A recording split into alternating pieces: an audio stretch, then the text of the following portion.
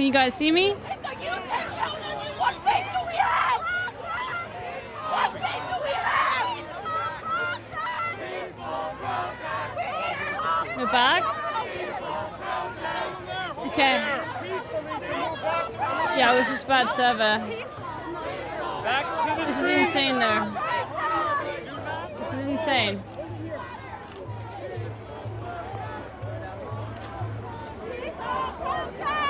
Okay, broke his bike. Back up.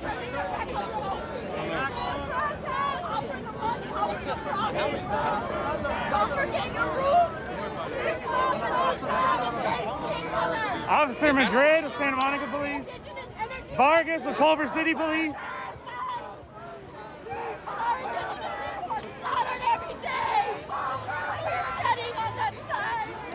Insane.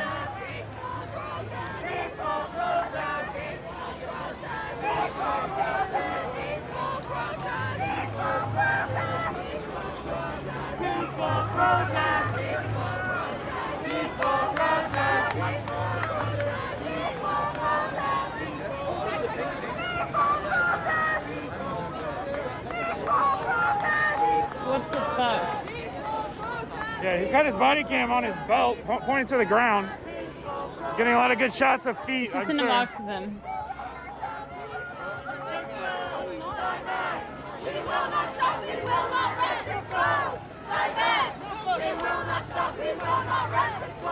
A lot of movement. More cops.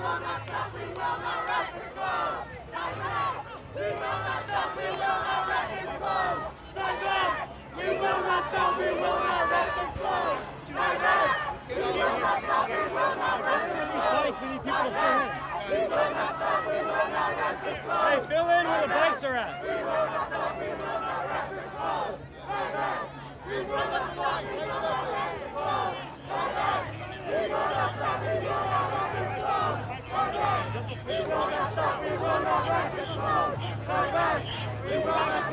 Sorry the bit rate is so shit, guys. I'm doing what I can. It is insane. Like, the bitrate's really bad. We will not stop, we will not rest. But, like, holy fuck, dude.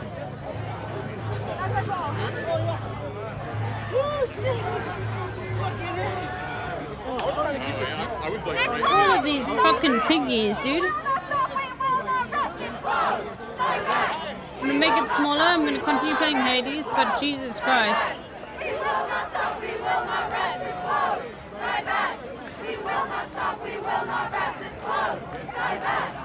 Wait, hold on. I'll make it small here, rather. I haven't seen any arrests so far. Blows my mind. Vargas, 1171, Culver. Yeah, Culver City Police. Madrid. Thank you, Brett. No badge. No badge. Brett's amazing.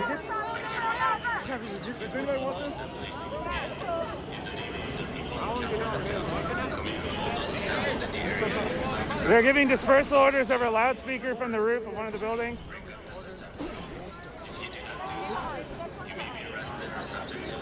Yeah, if you do not do so, you may be arrested. Fuck him. Land of the free. Something happening over here. Land of the fucking free, dude. Graham Waters, thank you for the 5, get the subs. Here's the aerial shot.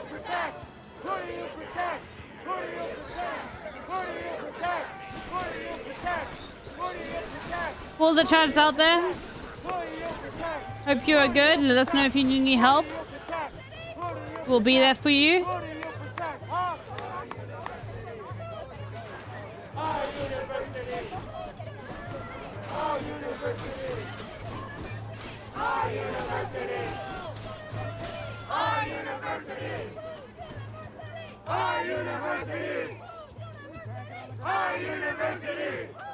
Like if you are there right now and you're hearing my voice, and you guys that know that you need financial help, please just message me on Discord. I'll connect you to this community. I'll make sure that there are people, whoever is involved in this, like, we will help you. Where did it go?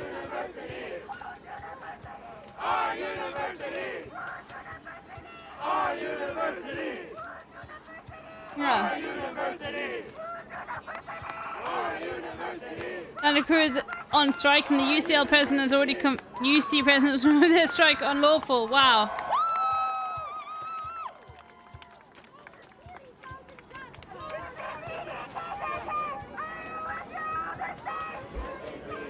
Yeah, this is UCLA. Yeah, tick.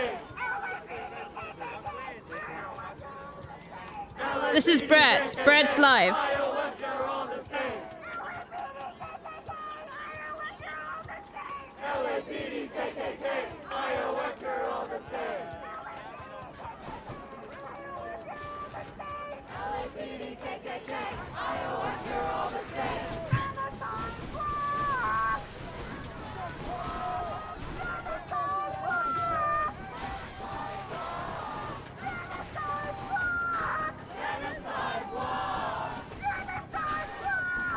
What is life like on Bitch Island? I don't know. Ask your mom.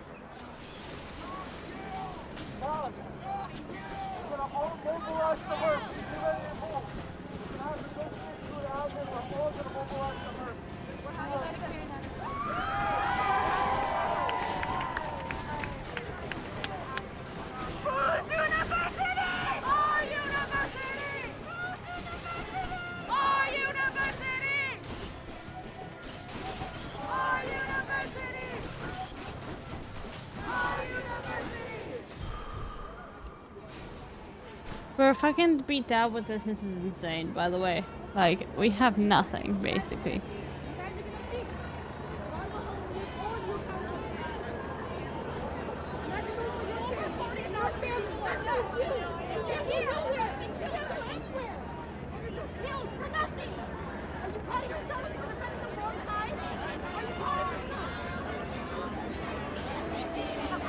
Catch, just normal catch.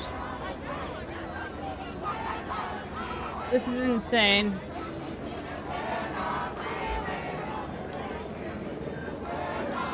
Whenever I see this, I just need to remember I made a video specifically promoting this. I want people to be more aggressive. So, well, not aggressive towards the police, but understand, fuck the police. Hold on. And sometimes I need to play it.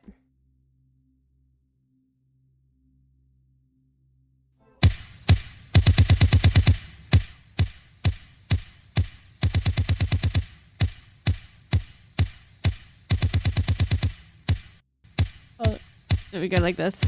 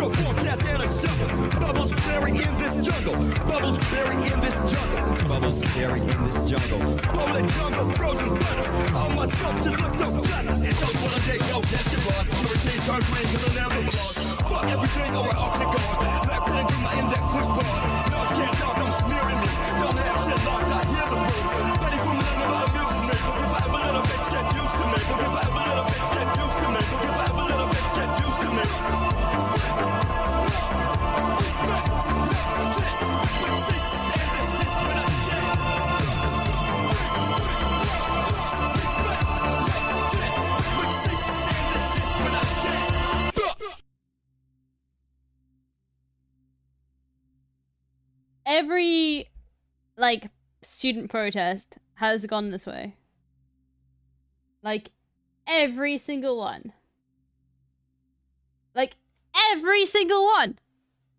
You can go back to British students, to American students, protesting against apartheid South Africa, a government, society in which I live in today.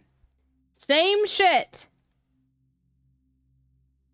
Still the same arrests, still the same brutality. There has never been none of that. Yeah, I posted this. Look at this. This is fucking a Jezza, dude. What do you do in this instance when you see this? Jeremy Corbyn being arrested for fighting against rights in South Africa. Well, by 2 policemen. It's the same. The difference is there wasn't a genocide happening here.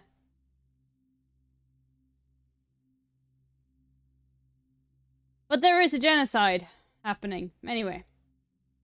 Let's get back to watching Hassan, watching what's going on. And I'll play Hades in the background. If you're sarcastic, which I assume he's trying to be sarcastic, that is an insane thing to fucking say.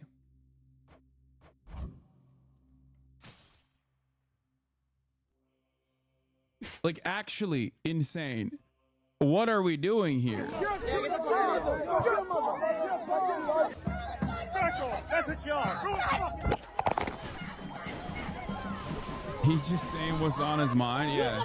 He's like, I see nothing wrong with this. I'm gonna fucking openly state it, you know?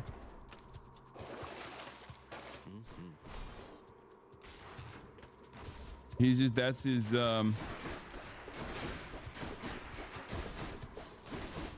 that's what he's got going on. This is gonna be a hard one, chat. Shows the Hassan he's far from exaggerating when he says they just want to kill all the protesters. I mean, I am exaggerating, obviously, when I say that. But they do. I don't think they want to kill all the protesters yet. Maybe some. No, but do, if they would, they'd be like, no, it's fine, right, it's fine. Let's get back to Israel, though, where here's what's going on. Army to do everything possible. Insults come thick and fast. Nazis and Hamas, their fellow Israelis call them. But they continue to try to get the food onto a truck and back towards Gaza. By the end of the day, they told us all the trucks had gone through with little damage. To them, a victory. Aya joins us now from Jerusalem. How common have these attacks on aid convoys become, Aya? They've become very common since April. We've been seeing on social media on an almost daily basis videos of Israeli extremists associated with the settler community intercepting these aid convoys and destroying them. We've also heard reports of truck drivers being assaulted, even if they're not carrying aid at all. So that gives you a sense of the chaos that is around the story right now. If the particular settler group suspects that a truck is carrying aid, what they usually do is that they put a roadblock with rocks and they start attacking the driver. If he is Palestinian looking, if they suspect that he's carrying aid, he's often sort of by himself in that situation. Yeah. And that's really... Yeah, they're fucking attacking truck drivers, many of which are of Palestinian descent or look Palestinian, because they're like, oh, well, we thought you were carrying aid. Nice, dude. Thanks. The frequency of these attacks and the randomness of it is, as we mentioned, what inspired this group to start organizing. And what they're saying is that their modus operandi is to really try and stand between the aid and the attackers, and also with their presence, because they make their presence very well known to the police, try to encourage and force the police to come and, according to them, do their job. And chaos is a good way of describing the situation. I mean, what about protecting these truck drivers as well as protecting the aid? What is the police doing? What's the Israeli military actually doing? So when we were there present, the police was present, and as we tried to show in the report, they sort of tried to keep the two groups separate from each other. But what activists have been saying is that previously, and certainly this claim is corroborated by the visual documentation of these attacks, the police has not been present. And has, in some cases, just stood by and watched these attacks. That's according to eyewitness accounts by activists. And I just want to, paint a bigger picture about the situation with the police in Israel right now for our viewers who may not be familiar. The police is, of course, under the supervision of the National Security Minister, the far-right National Security Minister, Itamar Ben-Gvir. And we have seen him in the past couple of days sort of implicitly openly support these attackers, saying that he understands their anger, he understands their frustration. He says that he wants to see them block aid, but that they shouldn't be burning or attacking drivers. So there is some support coming from the man who really controls the police. And he has also boasted about being a member of the security cabinet who's actually voted against Israel facilitating aid to Gaza. And there are a lot of accusations coming from the activist community saying that basically, because of this rhetoric coming from political leadership, namely the National Security Minister, police isn't really motivated to do their job. And in fact, the national security... It's crazy, man. It seems like, these guys are doing Hitlerian politics out there. What's that about? What's that about? We're so cooked. They demonize starving Palestinians for looting aid trucks, but won't condemn Israeli settlers for destroying and stealing the aid before they can even get in. Yeah, it's just rather odd.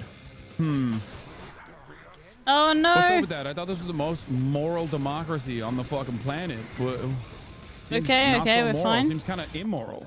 Security Minister has spoken out against the police providing so many resources to protect the aid, saying that he doesn't really understand why so much police is there to protect the aid going to Gaza. And there's been widespread condemnation of these attacks, of course, from Germany included. How's the Israeli government reacting to that? Germany included? What? Well, I've touched a little bit on what the national security... Ben-Gvir says he's against the burning, but just because the aid should be completely stopped by state instead, kind of like how Smotrich said water should be erased on the earth, but by the IDF, not the settlers. Yeah. They're like, we should be doing it. We should be burning the fucking aid truck.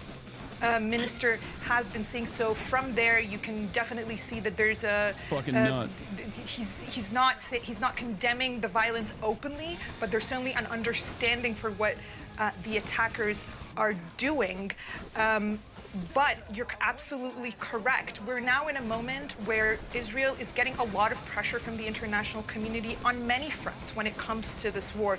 Germany has condemned these attacks. The United States, Israel's biggest ally, has condemned these attacks as well. But we're also hearing a lot of condemnation from Jordan, because remember, a lot of this aid that's coming through the West Bank is originating in Jordan, and that's Israel's immediate neighbor, an Arab country with one of the old... Yeah, by the way, the condemnations are, wow, the numbers are crazy. Holy shit. Here's Cinemarxism at UCLA campus.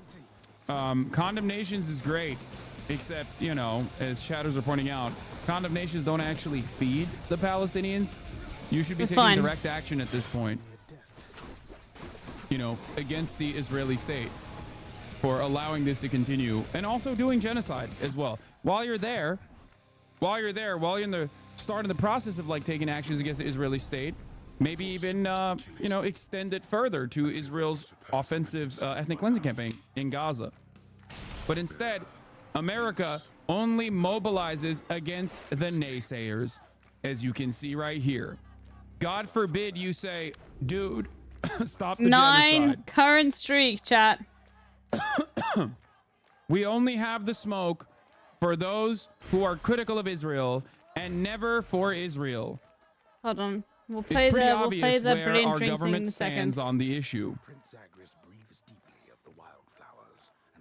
For those who are still like somewhat confused about this process, I guess.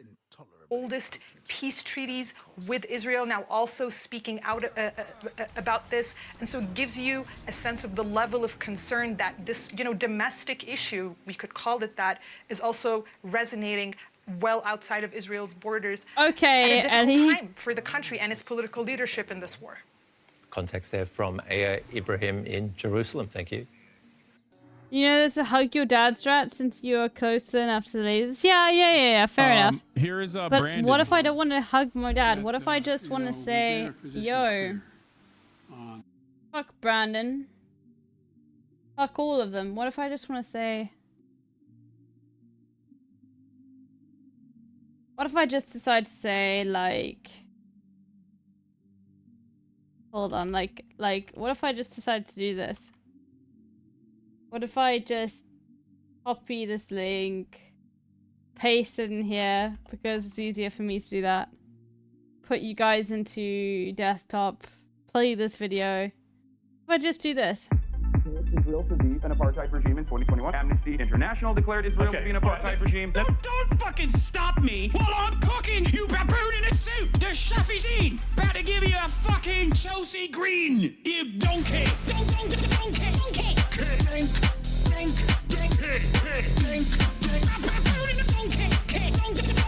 Listen to what I'm saying, and you will understand, perhaps, what I'm trying to imply. Patronizing. Yeah, I am being patronizing. I don't know who the fuck you are, and you're over here chirping all the way from fucking London about you want to fucking free Palestine, but also simultaneously you're talking about how both sides are fucking fine. Shut the fuck up. You don't know anything, okay? Who the fuck is this pink-haired twink?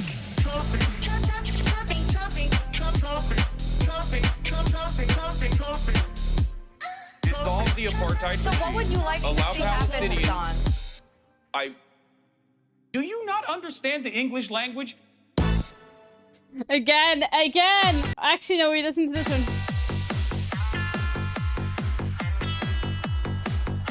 This is a goodie. M-Hud was like, add this to the Hasanobi playlist. Henry Kissinger has died today.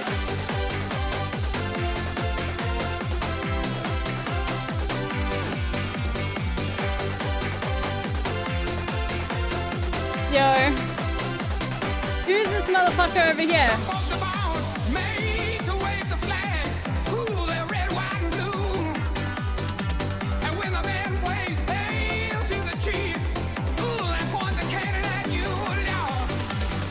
It ain't me. It ain't me. I know to the sun. No. It ain't me. It ain't me. I ain't no fortunate one, no.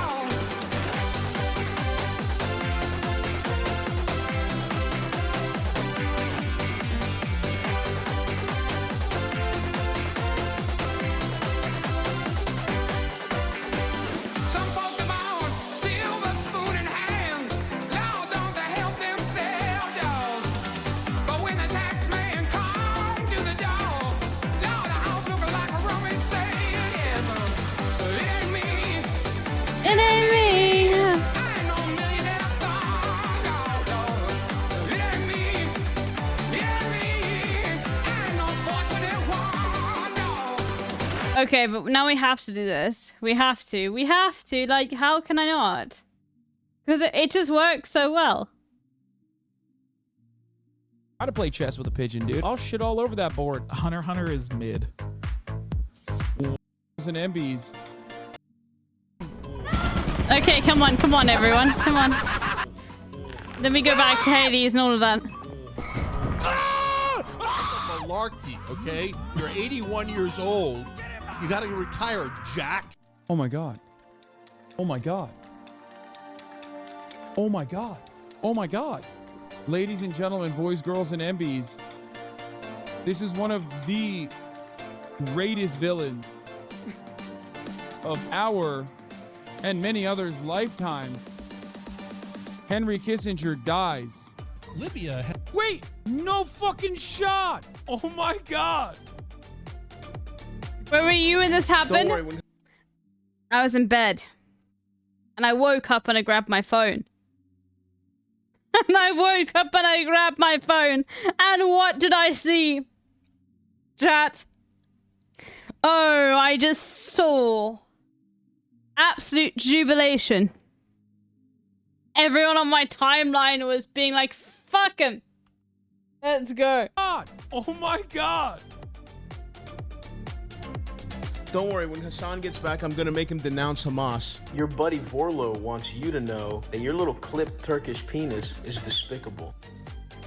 What a glorious day! The audacity! You capitalist fucks! Only at the age of 100. Oh, that was such a calm move, dude. Man. Oh. And he can't catch himself! Stop sending me the fucking server lore. Start sending me where to find fucking no pixel. Notorious villain, architect of American Cold War, genocidal monster, one of the greatest genocidal figures. Oh fuck, it's loading. Oh fuck. Twinks are also under attack, folks. Support your local Twinks. Henry Kissinger has died at the age of 100. Yeah. End the woke mob. Here we go. My name is Donny O'Sullivan. I'm an independent journalist. Position as a leg up. Now, hold on. Now. You are being woke. You know, Sean, hey, man, I keep notes too, man. Simit. An onion ring. Envision her friends when I'm having sex with her to try to make me come. Yeah. I think Award the for statue should be a news woman. in 2023. A cat. Anyway. Oh, I finally found the stop sign. Now I will be unstoppable. Now, ironically, there is a funny thing about the. No, it was in Italy. Yo, Herman Miller Arion, bitch. You think I'm fucking made of money? What is this shit? And this is what he sent me. Sorry, we just had to, you know, fuck Henry Kissinger. Anyway. It was a tactical decision. I'm not going to fucking discount one of the most radical union leaders we have seen in American history, in American contemporary history, okay, in recent years. Let's see if anything is important. Because my understanding is that those in positions of power, I'm not going to have the same level of fucking smoke for those who are on my side in times of need. It was voted for by the UAW executive board. It wasn't his call alone. Regardless.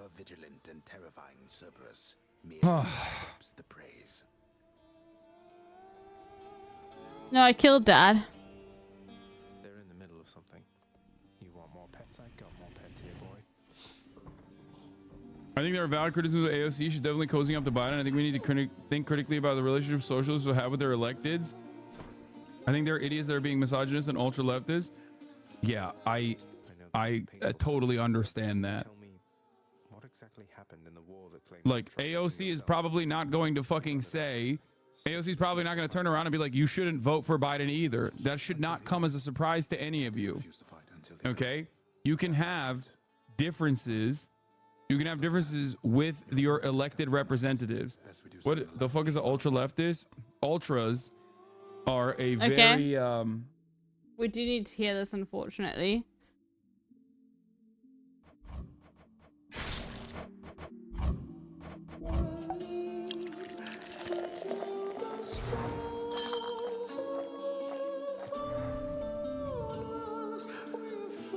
The fool of a king I served.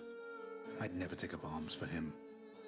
But Patroclus, he always had a different way of looking at things. As I refused to fight, he rose to the occasion, took up my armor, led my brothers into battle in my guise, fought nobly. But then he, well...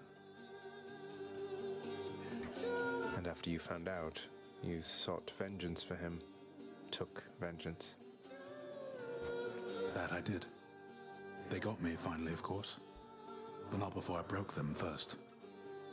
The war soon ended after that. It is an awful contradiction that to quickly end war, one need only extinguish many lives at once. I had not realized it at the time. Did you allow yourself to die so that you could see Patroclus again here? I don't know. Maybe. I only know that I was filled with... Hold on. I did not mean to do that. I'd best be getting back to standing quietly about. I just realized you can't see their faces. Don't ask me about it again. Hold on. I should have gone like that. Don't ask me about it again. Sorry, everyone. Of course. Okay, let's turn this on. I'll be up. From the river to the sea. From the river to the sea. Palestine will be free. Palestine will be free. From the sea to the river. From the sea to the river. Palestine will live forever. Oh, hi. Hey, Dusa, something I was wondering, and it's just curiosity, mind you, but is there somebody else? Somebody special whom you're close with or would like to be romantically, I mean, if it's all right to ask.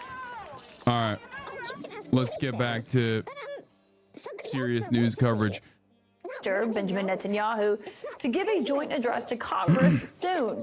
It's expected to be a bipartisan invite and an overwhelming show of unity for Netanyahu. As a prosecutor, the chief... We need to hear about Jews being ace, okay? Doing and throw myself at danger for just anyone, you know. I definitely know. There's 7 kinds of love or so, isn't that right? It isn't something that's taught extensively down here, though, so there's still a lot for me to learn, I guess. Wow, I never thought of it as love until you said it there just now, Prince. But you're right. I love you, Zagreus. That feels good to come right out and say, you know? Okay, well, bye. Bye. I love you too, Dusa.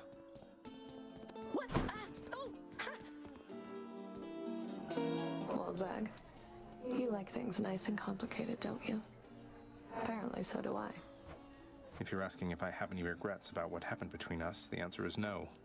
Being with you, any complications there are worth it. You don't need to tell me. 2 rules if you want to keep this up. First, we set the personal aside when we're out there. I better not hear a soul say I'm going soft on you. And second, keep up this slightly more mature thing you've had going for you recently. Wasn't planning on sliding back into the insensitive nonsense of youth, so I don't think the second thing will be a problem. But the first, can we really just keep kidding each other out there like nothing happened? Huh. Guess you'll find out. So true. Here's what I caught lately. Fair market value. Market value.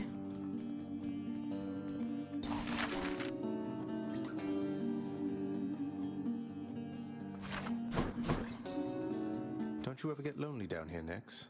For companionship, I mean. Because, well, I mean, just look at you. You're very beautiful, the night herself. There's nothing you can't do. When I was younger, I thought you and Father, you know. But is there not someone else? How very forward of you, child. I accept your compliment. Although I am the night, as you observe. The night conceals all. I know nothing of the loneliness which you describe. This entire realm, it is a part of me, and many of its subjects sprang from me alone. Yeah, I'm sure there's a weird dialogue if, like, you reach. Nix, along with giving you this bottle of ambrosia here, there's something I've meant to say to you. Bro, can I just say this is leftist posting at this point? Look at how many dialogue lines he has to read out. Insane. The 3 fates have been very kind to me, because in denying me my birth mother, they gave me you. Without your steady presence here, I can't imagine what it would be like. Oh, then the 3 fates are whimsical indeed. When you were born, and I was filled with fear for what it meant for you to be alive, to be responsible for you. Well, I mean every word. I love you, Nix. Sorry, I was about to be like this because you couldn't see Nix's face and I felt bad. I didn't mean to skip it. I just realized that how this was covering it. I'm sorry. I love you too, my child. One forged. Okay, I need the bathroom though, so Listen to Bernie. The female Israeli soldiers being tied up and bound. Disgusting. All right, but it's bad as online. what Hamas is, what they did is horrific. They are a disgusting terrorist so much organization. better than End of Northern discussion. Sinwar is a war criminal. But does that give the head of a modern, powerful, industrialized nation the right to go to war against the entire Palestinian people? I want to read you one thing, which is important. As you know, Defense Minister of Israel, Gallant, has also been, there's a warrant out for his arrest as well. This is what he said soon after October 7th. He said, quote, Defense Minister, quote, I have ordered a complete siege on the Gaza Strip. There will be no electricity, no food, no fuel. Everything is closed. We are fighting human animals, and we are acting accordingly, end of quote. That is the Defense Minister of Israel. And you know what? That is I miss when Bernie spoke the truth on Israel. I mean, any female born after. Okay, dude, come on. It's just like, it's sad. It's very sad to see from someone like Bernie Sanders, like the equivocation narrative. At least he's like on the other side.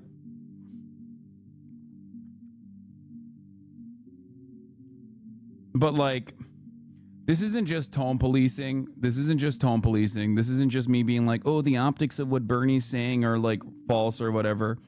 No, there's a lot of colonial language being deployed here.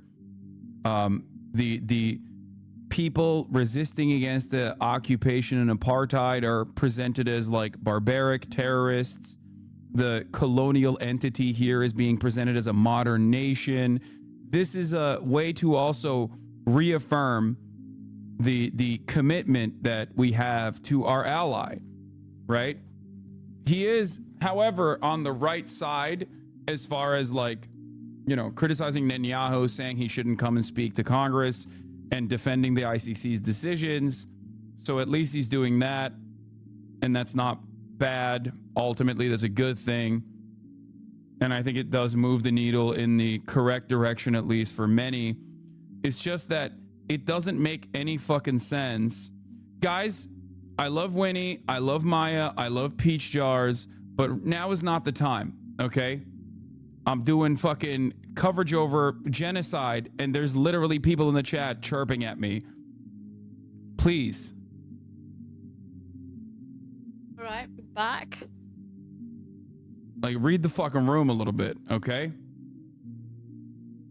As a Jewish man, him taking the stance is still huge. What do you mean? There's so many more vocal As a critics Jewish man, him taking a stance is still huge. Shut the fuck up.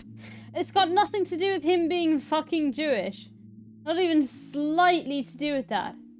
Jesus Christ. That blows my mind. I don't think you understand my criticisms. Saying Hamas started this war, Yahya Sinwar started this war, is just objectively incorrect. Okay? It's just my criticism of that statement is not because I'm like, oh, Bernie's not saying nuke Tel Aviv or whatever the fuck. It's just objectively false. And I expect more from someone who has been a open socialist and anti-imperialist, who has said way more aggressive things about other supposedly enemies of America, right? And has defended other supposedly terror entities in the past, socialist groups and anti-imperialist groups. I mean, taking AOC this gets a is such pass, an though. AOC insane has been thing. literally further to the left than Bernie Sanders on this issue. If you think that AOC has not been further to the left than Bernie Sanders on this issue, then just You're say insane. that you look at the aesthetics of something and don't like it when it's a brown woman saying it, and move on. Okay, not to get all if you fucking think that, rad you're lib on you, sweetie, insane. but it's true. AOC has actually said has taken a more radical stance than Bernie Sanders. So has Jasmine Crockett. So has or not Jasmine Crockett, sorry. So has obviously Rashida Tlaib and Ilhan Omar and many of the other squad members. Almost Jamal Bowman, Corey Bush, Summer Lee. Think about one left thing for. Well, I'll tell you what I have for Than. I think you guys are failing to acknowledge this. One more. But yeah, you're insane. Like. Bernie you lost think family members of the AOC Holocaust isn't and he's more all cut him some based slack? than Bernie No. Sanders. That's ridiculous. Bro, how many fucking Holocaust survivors have we shown on this broadcast, like Gabor Mate and many others? Norm Finkelstein has lost family members of the Holocaust, and he's also old, just as old as Bernie Sanders. It's ridiculous. This is not about like I don't know why you would think that would be that would give him more leeway in this circumstance. The only thing is he's a senator. We got a catch. Okay, him being a senator. I've caught 2 legendary know, fish as well. I'm obviously going to have more allowances. You're way in that better than me, circumstance. clearly. I'm obviously going to be more understanding of the sentiment that he expresses. It's just that when he says ahistorical things, that is absolutely when he says ahistorical things, that's when I'm like, oh, dude, come on. What's Bernie supposed to say? He's got plenty of Zionist friends in his personal life. What do you mean? I'm telling you what he's supposed to say. He's supposed to say exactly what others have said before him and will continue saying after him. Say the truth. October 7 was an atrocity. October 7 led to all of the graphic images that we have seen a million times over at this point. Massive death and destruction upon a civilian population. The majority of the people killed on October 7 were civilians. Okay? That, however, I did is not not see the beginning, nor will it be the end That's of amazing. this I love that. supposed war that Hamas started. We have to look at Israel's settler colonial occupation, Israel's actions as an apartheid. And that's not me saying it as Bernie Sanders. That's the Human Rights Watch. That's Amnesty International. That's Israeli human rights organizations like B'Tselem that have been openly stating with proof that Israel has been maintaining an occupation and an apartheid regime since 1948, but certainly in the West Bank since 67. To act like this started on October 7 would be a falsehood. Humaverse is great.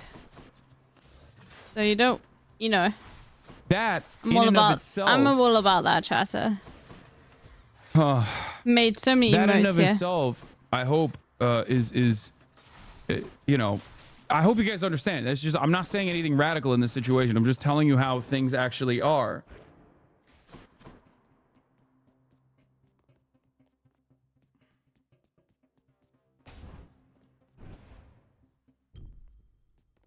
Yeah, it's just, okay, correct me if I'm wrong here, but isn't a political calculation here for Bernie to make between 1, a movement leader, and 2, a policy leader, as someone who leads anti-Israel, anti-war policy initiatives in Congress? Doesn't he almost need to have the more moderate rhetoric so he can get as many senators on board with his bills as possible, especially with how the Senate is, even at the expense of having a holistic, authentic message? I'm not super informed here, so correct me, please.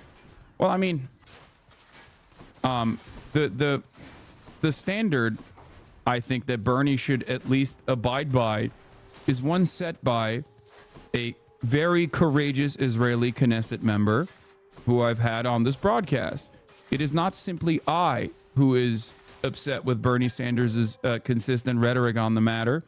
It's Dr. Ofer Kasif, who tried to communicate with Bernie Sanders long before October 7 and tried to get him to speak out, and has tried to reach him since October 7. And Bernie Sanders has refused to acknowledge him. And regardless, though, Bernie Sanders being a movement leader or a policy leader with this rhetoric is not a political calculation that he's making. Because as you have seen time and time again, the American government is so unimaginably anti-Palestinian, anti-Arab, anti-Islam, and so unimaginably pro-Israel that like it doesn't matter what kind of moderate stances he takes. True. The outcome will always be the same. Which is Nobody why, is going to listen to literally, Bernie Sanders and go, say, "Oh yeah, he took a moderate approach to this." So I get. It's the complete opposite of this in South Africa. If there is a single political member in South Africa, a single political party that will not be pro-Palestinian, I've been speaking to my sister, who's a fucking normie, and I'm like, the DA have not come out to be pro-Palestinian, and she looks at me in shock because it's the norm here. The norm where I live is literally to be pro-Palestinian. If you aren't, then no one is voting for you.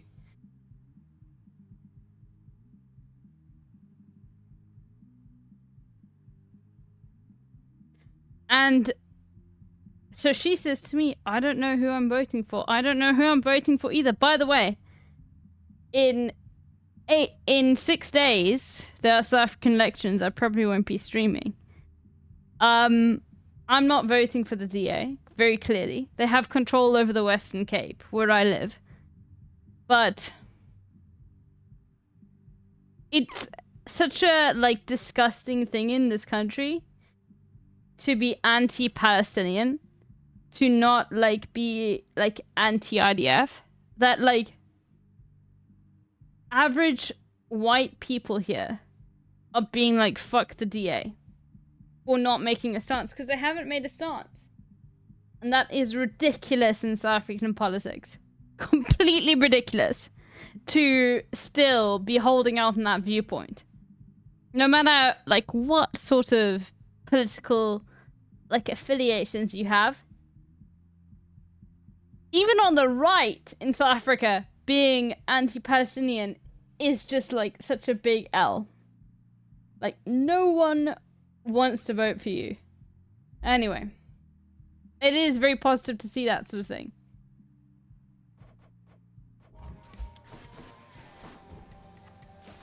Hold on, let me turn her sound back on. People agree with me about the top of the hour ad break. At least Oh, those who are fuck subscribed you. and also Jewish. They agree because they don't see the ads. If you want to also be a part of the group that sees 0 minutes of ads at the top of the hour, Divine Dash, Uncle Habibi, you can subscribe. That was a bad bait, dude. Bad. Damn, exactly. Don't come at me with this no, it's not weak ass bullshit. It's like not condemning ISIS in America. Yeah, literally not condemning Israel and South Africa. As I've said to you before, in South Africa you can grift from the left, okay? But that's not what I'm talking about. Why does your discussion center around critique? It's like, why can't we build up and still disagree? If you're a political Wait, what? party I mean, and you're I pro-Israeli am at this open point about my in South disagreements Africa, with Bernie Sanders on this issue. I can't imagine anyone voting for you unless they are not, like, politically thinking of anything. You will never hear me spend a ridiculous amount of time shitting on Bernie Sanders. I don't give a fuck. Okay? I don't. Divine Dash, thank you. Focus your efforts on more productive outcomes. A lot of you openly criticize, like, the TikTok block list or whatever. Okay? A lot of you openly criticize the block list because, like, they end up adding, like, Gigi Hadid and shit onto the fucking block list for not being sufficiently pro-Palestinian or whatever. And then you turn around and you demand more criticisms of, like, leftist leadership or those who are closer to you than anyone else, unimaginably closer to you in their worldview than anybody else, and why I'm not spending a shit ton of time there. Because I don't care. Because I think it's unproductive. Okay? It is unproductive.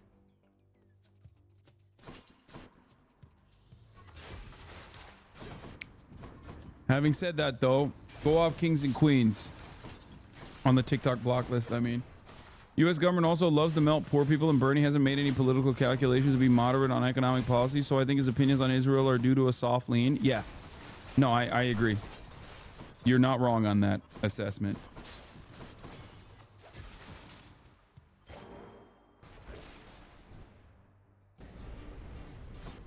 I think that it is his own personal bias in this regard That is precisely the reason why I brought up, like, Bernie has defended the fucking Sandinistas and shit. Come on, guys.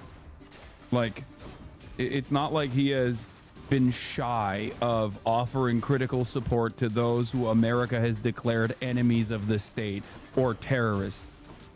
Okay? The reason why it's different here is because I think he's a little bit biased. It's sad to experience it. It's sad to watch it. It's sad to see it, but that is the truth. Okay? Or at least that's my assessment. Look, that wasn't great, but we did it.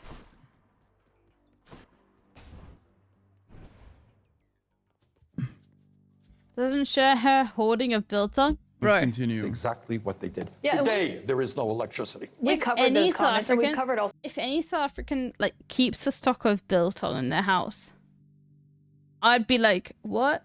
I'd be sus of you.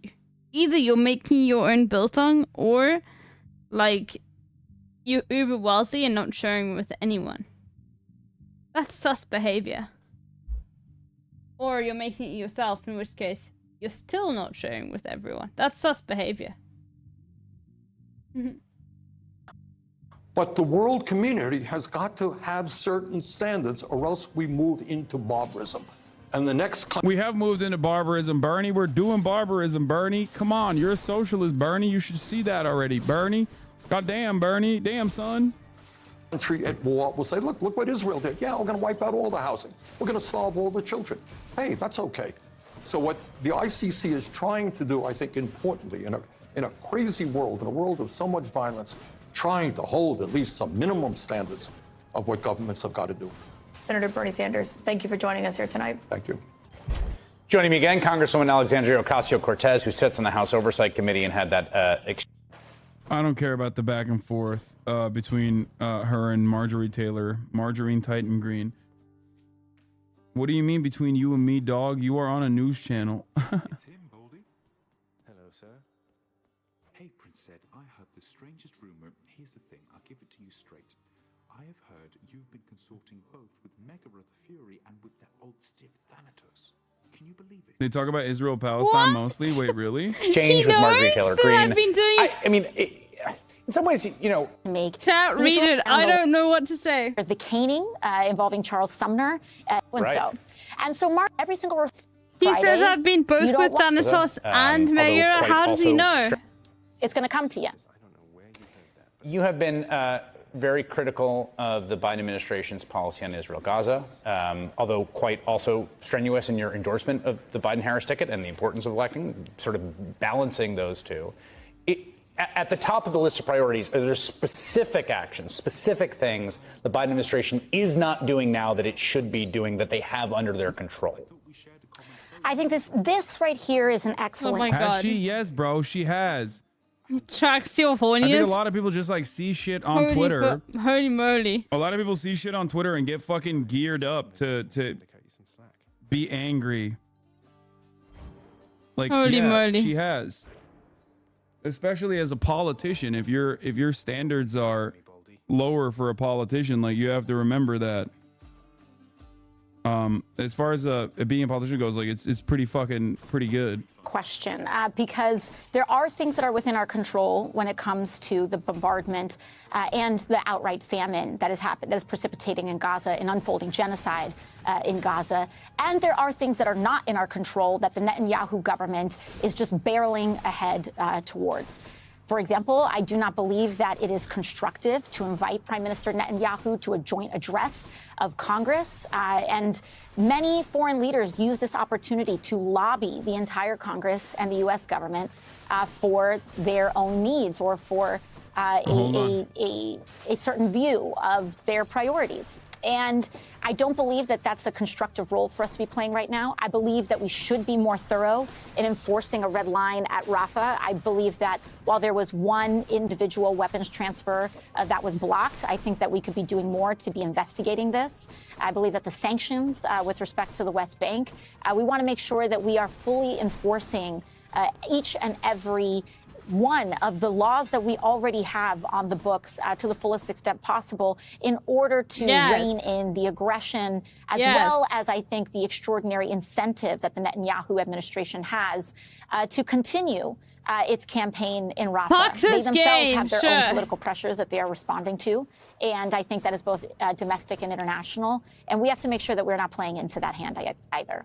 I want to ask you a last question about the International Criminal Court, Oh, which is related to this, obviously. Yeah, let's go. Tash, more times in a row, of course. And the head of Hamas, the mastermind of the military special wing of Hamas, Olympics hangover. Let's do it. Who oversaw the operation on October 7th. There was bipartisan calls in the Senate to work on legislation to essentially sanction the International Criminal Court for that arrest warrant towards Netanyahu, not towards Sinwar. Anthony Blinken said that he would be amenable to working with a bipartisan group of senators to come up with legislation. Would you be interested in bipartisan legislation to sanction the International Criminal Court for its arrest warrant for Benjamin Netanyahu? Absolutely not. Absolutely not. I would associate myself with some of our strongest allies, as well as other members, even within the United States Congress, that assert and respect the independence of the courts, the independence of the ICC. And what I find particularly disturbing about this attack on the ICC is that there is no particular set of evidence. That sucks. Imagine getting like how many ever shots you get with hangover. That sucks, dude. Any sort of reason why the ICC's conclusions are wrong or corrupted, or why the process may or may not have legitimacy. And can you imagine getting that? You're attacking a court because we do not like its conclusion without any evidence to support that case creates, I think, an opening of hypocrisy, and it could potentially be a gift to adversaries of the United States. Because what prevents Putin, what prevents individuals from other authoritarians around the world from also disregarding an international body from trying to create accountability for war crimes anywhere else in the world? We have a responsibility in this moment to advance democracy and shore up democracy, not just here at home, but in order to be an example of a functioning democracy and upholding structures of democracy globally. And attacking the ICC is the exact opposite of what we should be doing right now. Congresswoman Alexandria Ocasio-Cortez, who represents parts of Queens and the Bronx, thank you so much. Always a pleasure. Thank you. Hold on, let me post a pasta in Hassan's chat, and they'll all copy it. I know. Wait, watch out. Sorry, I got Don't even know. Sorry, I'm terrible. Okay, he stopped I got a it. big He ass stopped package. it. I'm gonna show you stopped it. guys in a second. He stopped it in his tracks. Said democracy a lot. Feel like she was compensated and do the chair agree. Okay, shut the fuck up. I was listening. I'm literally here, just off camera.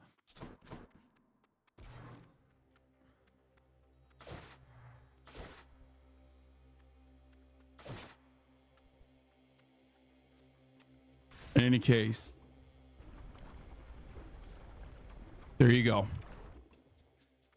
There's not really much else to show you in terms of like what her perspective is, and why I would say it's even better than Bernie Sanders' perspective. Did you buy a new Batmobile? No, I bought a fucking massive mini fridge, which is oxymoronic. Just a catch, no more catch. No, chat, new merch sorry. samples came in, but it's not just the new merch samples that came in. There's a bunch of stuff, which I won't show you the merch samples, obviously.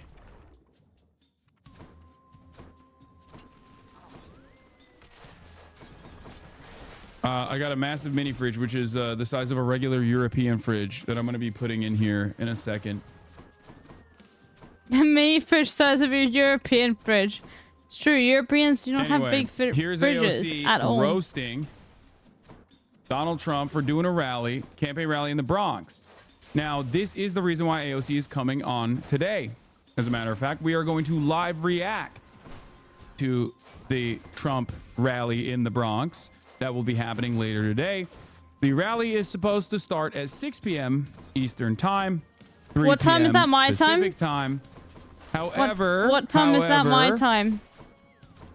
Am I going to be here to watch it with you, chat? The rally will chat? be late, as he's always late. So we're gearing for a 7 p.m. Eastern Time. What's the 4 time? p.m. Pacific Time. It's an hour from now. For the rally, if it Okay, happens at well, all. I'm watching. However, AOC I will be on the will stream turn and off we'll this. be live reacting to And it. we will watch it. Thank okay. you for owning Trump, No, I'm gonna Madame be here. Democrat. Okay, election Don't worry. zone. Chill. I will be here to watch with you, okay? Just to provide the slower chat. Don't worry. What? That's important to me. What the fuck is this? There's lots of folks waiting for the Trump event today. Oh, some scenes from the event. Someone who does actually represent parts of the Bronx, Democratic Congresswoman Alexandria Ocasio-Cortez. It's good to see you, Congresswoman. I should note the rally is technically in Richie Torres' district, just to be clear on the district lines. What do you think about a big Donald Trump rally in the Bronx? I mean, I think, as you mentioned earlier, this guy is stuck in court. And let's be very clear about the fact that he is stuck in court. Can American politicians please stop saying "let's be clear"? In order to quiet the story about none him of you having are clear. Sex with Stormy Daniels in the lead Even up to AOC has got like we have to look. We've got to be critical of her, but because he is she's stuck better than the on rest. so And remember, many you do have to pay politics around there. Fraud and in order to do and anything. these payments. No. He is stuck in a pretty tight radius of where he can go. I trust AOC over any of them. Brooklyn's blue. I will never be Brooklyn is condescending blue, or anything. Queens is blue. The Bronx is blue, and he's got nowhere to go. And so he's decided to come to the South Like Bronx. if she decides He's to play broke, politics, he needs to pay these I would legal go for her funds, 100%. And busing people in order to get those donations so that he can funnel them to his legal fees is kind of his business right now. I will say, Crotona Park is quite nice. I think it once had a reputation for being pretty ragged, but it's quite nice. And I'm hoping that the many people coming down from Westchester get a moment to appreciate the beauty and splendor of our borough of the Bronx, which is indeed a beautiful place. Well, I can tell you that the Green New Deal investments that we have secured through community project funds have absolutely beautified everywhere from Pelham Bay Park, Crotona Park, and Throgs Neck as well. Spoken like an incumbent running for re-election.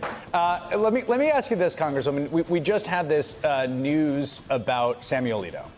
And I think all of us are there's a little bit of sort of banging your head against the wall, like, okay, what now? And a feeling like the affirmative decision to fly these flags feels like some form of taunting. I mean, he could just not do it. You could just sit in your house and write docs. Like, you don't have to fly any flags. You got a lot of power. What do you see as your role as a Democratic member of Congress in a Democratic House majority with respect to this court, specifically Alito and more broadly? Well, I mean, I don't even think that we have to wait until we have a Democratic House majority because Look, as much as you might say about AOC, I don't, in my heart of hearts, particularly like her. No, I don't. But do I know anyone else in America fighting for American rights? Why? I think she caved in a few circumstances to things that I didn't think she needed to cave to. But in my heart of hearts, like, is there anyone else who's out there fighting for Americans? No. So I will fight for her with everything I have. Because the rights of Americans often will translate to the rights of the people living everywhere. Okay? She's been very slow in terms of advocating for Palestine. She's been very slow in advocating for a lot of things. And I don't think she genuinely believes that she needs to be slow on these things. I don't think she's in it for money. I think... Remember when Hassan said, it's really powerful that AOC said, like, it's a genocide in the House of Halls of House of Congress? that, when he said that, I felt so many people like living in foreign nations cringe. Because yeah, we feel that cringe. We're like, yeah, no, that's cringeful. It is. There's a lot of cringe there. I hate it. I hate that I'm cringing to that. I hate that that makes me upset. And that is cringy. It is cringy, like seeing an American politician finally recognize that. But that is American politics. Like, when she said that, Hassan was like, no, this is like new. Like, an American politician recognizing a genocide in Palestine is new. And he was right. And when you apply, like, politicians like AOC or whatever to it, you think, fuck, why didn't they act earlier? But you have to realize, when you become a politician in America at that level, no matter how fucking good you are as a human being, you end up having to play the game. And that's why I don't like any American politician. I don't like any of them. No matter if they're in the squad or if they're in this or that, all of them can fuck off. But I will rally very hard for the ones that do the minimal sort of change that they need to do. So I will rally hard for Ilhan Omar. I will rally hard for Rashida Tlaib. I will rally hard for Alejandro Cortez. I literally say it wrong. I'm sorry. It's terrible that I said. But like, the thing is, you're forced into that bubble of not giving a fuck about anyone, which is so like weird from a perspective. Ocasio Cortez. How do you say it? Like AOC. Ocasio Cortez. How do you say it? I need to explain it to me. No, write it out so I can try.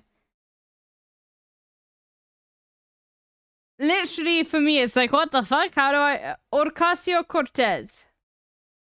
Ocasio Cortez. Is that correct? Ocasio Cortez. Sorry, I've never been to Puerto Rico, so I don't know anything about, like... Ocasio Cortez. Is that correct? But then where's the A come from? Ocasio Cortez. But where's the A come from then?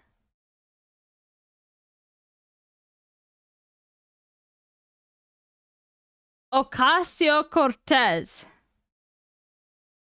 Wait. Ocasio Cortez? Alexandria Ocasio Cortez. Like that? Oh, I didn't know that. I didn't know where the AOC came from. Sorry. I just don't live there. But the point is, this is like, if there is an American politician that is there fighting for people's rights within the halls of Congress, yeah, I'll be there for you. But I want you to understand, AOC is going to take positions within that framework that you don't like, and I don't like, and on a personal level, I probably won't like them for that, but they have to do it because everyone up there has to do that. And this is why you can never criticize Hassan for saying this. Because, like, once you reach that level of, like, American political, like, everything, like, Ocasio Cortez has taken some really, really weird stances against Palestine and against a lot of things. And I don't like that at all. So it makes me feel like, why should I support her? But I'm not voting for her. You know? It's one of those things where it's like, what? But if there's someone else there, okay, yeah, you vote for her. Please vote for her. If you're an American, please, if you're in the district that she lives in, please vote for her. Like, there's no one else. There is literally no one else. And that's very depressing, but you know. such a respect to the Bronx. Before Trump, you know, it was not really considered. Like, would they really go into the Democratic strongholds? Would they really go into the poor neighborhoods? One of the very important things that I wish the Republicans would understand is that even though you have, and you look at the registers and you see how many registered Democrats are in the Bronx, and you say 80, 90% are all Democrats, not all Democrats vote Democrat. I happen to be one of those Democrats that hasn't voted Democrat since the age of Ronald Reagan. I've been intrigued by the impact of the trial of Donald Trump. And as a Hispanic myself. Bro, then you're not a Democrat. What do you fucking mean? Like, that is the most insane. Bro, what are you saying? Let's see. Bronx, 15.6%. They literally asked every person they could find, bro. That's awesome.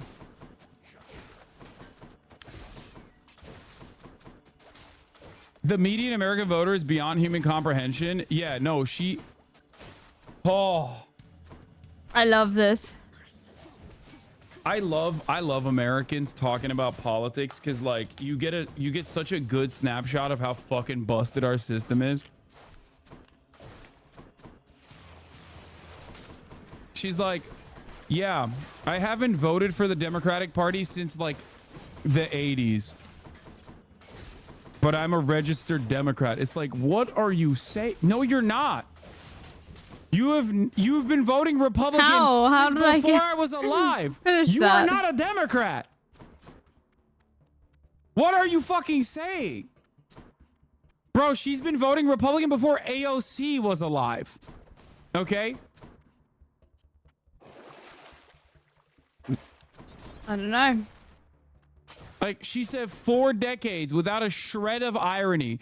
For 4 decades. All I'm saying, if there was a politician like AOC in the party I wanted to vote for,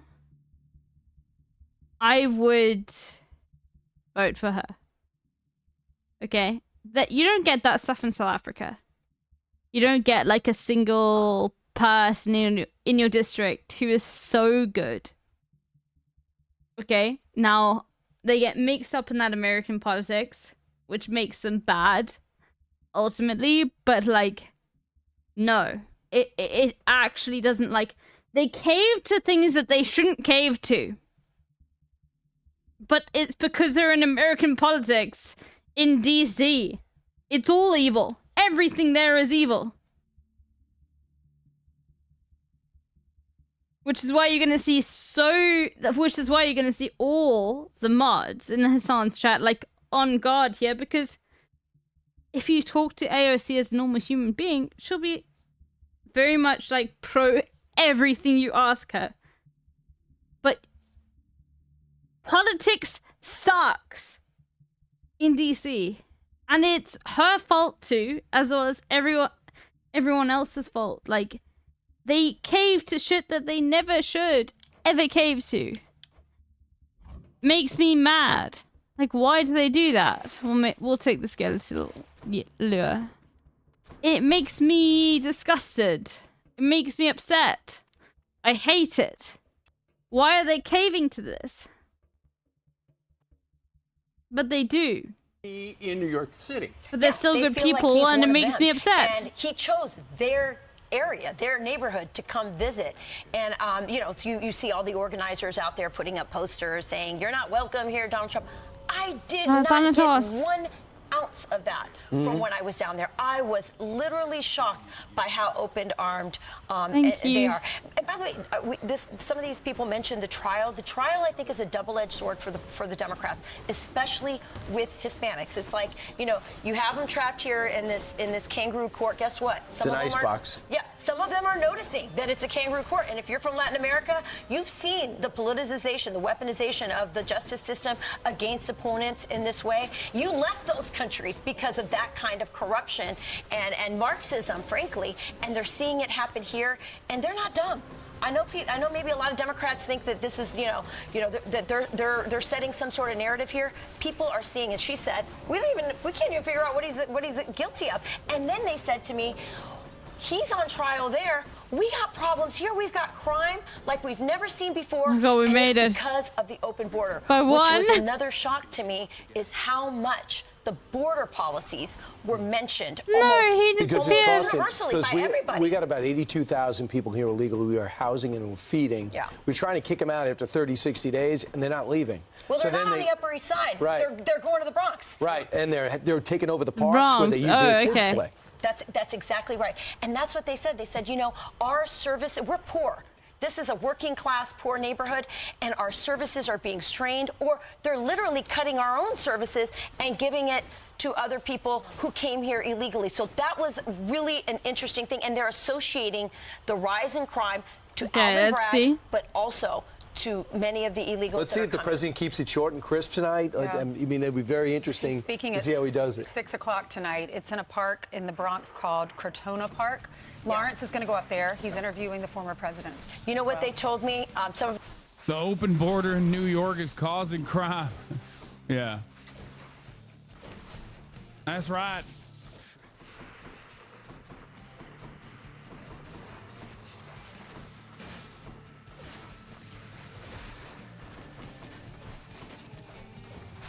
We're not dumb. They're not dumb. He thinks they doth protest too much. Yeah. I love that. I love the idea of being a New Yorker and being like, we hate immigrants around these parts. It's like, bro, like, what are you saying? Do you hear yourself?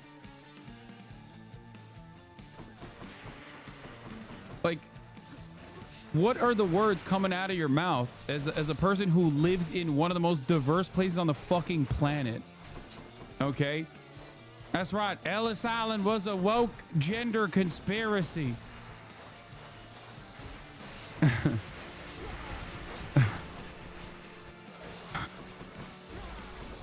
them said it's epic. They were doing woke gender at Ellis Island.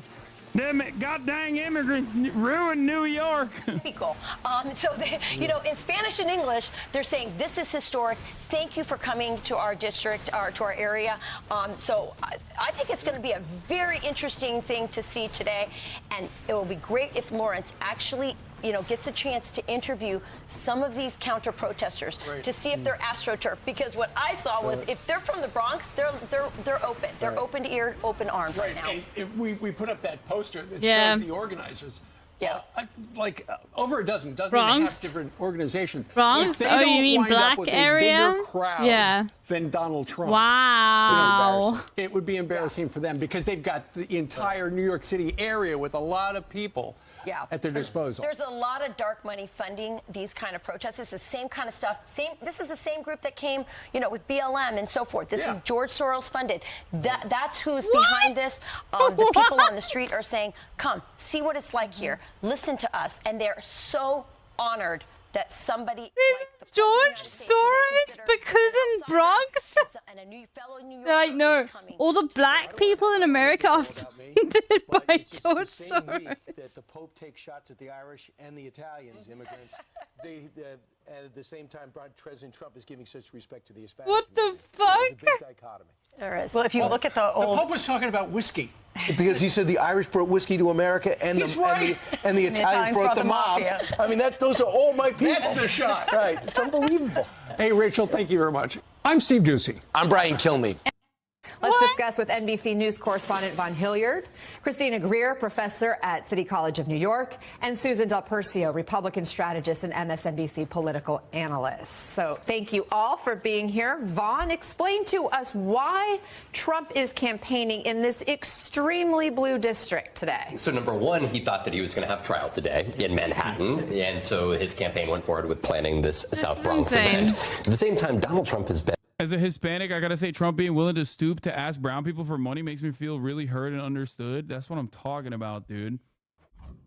Jesus Christ. I mean, it is symbolically important. I won't discount that. Okay, I do think that it's symbolically important for Trump to go to the Bronx. I think that I mean, I think that it is hilarious to act as though I think it's hilarious to act as though, you know, he has any kind of real fucking support out there. He doesn't. They're probably shipping motherfuckers in. Is there a moderator here? Chris Hayes correctly pointed out, from Westchester and Staten Island. A Deathane, would you like to be a moderator? Are you there? Just let me know, because... A Deathane? Sure, okay, sick. There you go. I'll add you to the mod chat later. Just so that, like, when you're here, often I'm not around, but there are other people here. When people have, like, a sniffer emote, there we go. You're a moderator now at Deathane. There we go. I'll add you to the mod chat later. Hold on, I'll do it now.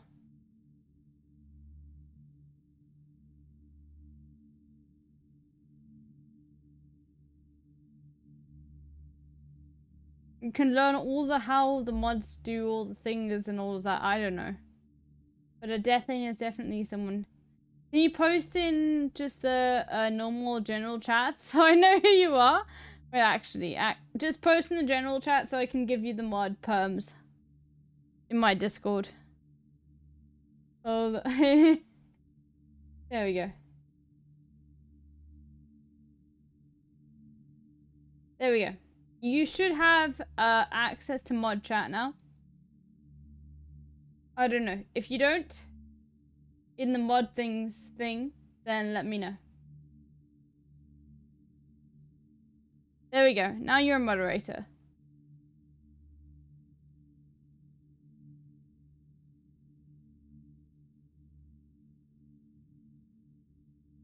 Okay, back to gaming.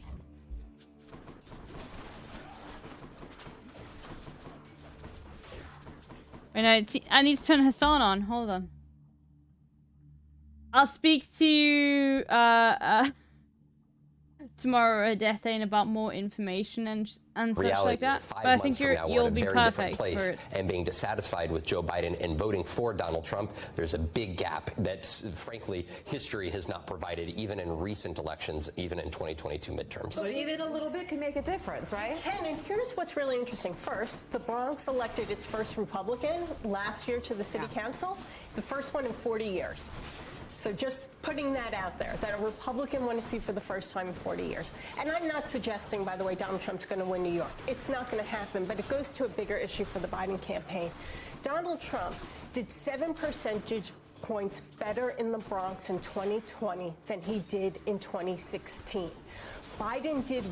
Yeah, 7 percentage points, as in went from 9 to 16. Went from 9 points 9 to 16 points. Please, if you do not recognize that, if you do not mention that, what good are you as a political commentator? Much better. Thank you for the trust. It's no worries. Like, wow, they almost yeah. Basically, she you just need to learn a few things about like a few people who will never get unbanned, and that's it. But yeah, you Tiamani tagged you in a chat. You should be able to be there. Let me see. Tiamani's got yeah. You should just have the moderator tag. If you don't have that, then let me know. You should be able to see Tiamani's message.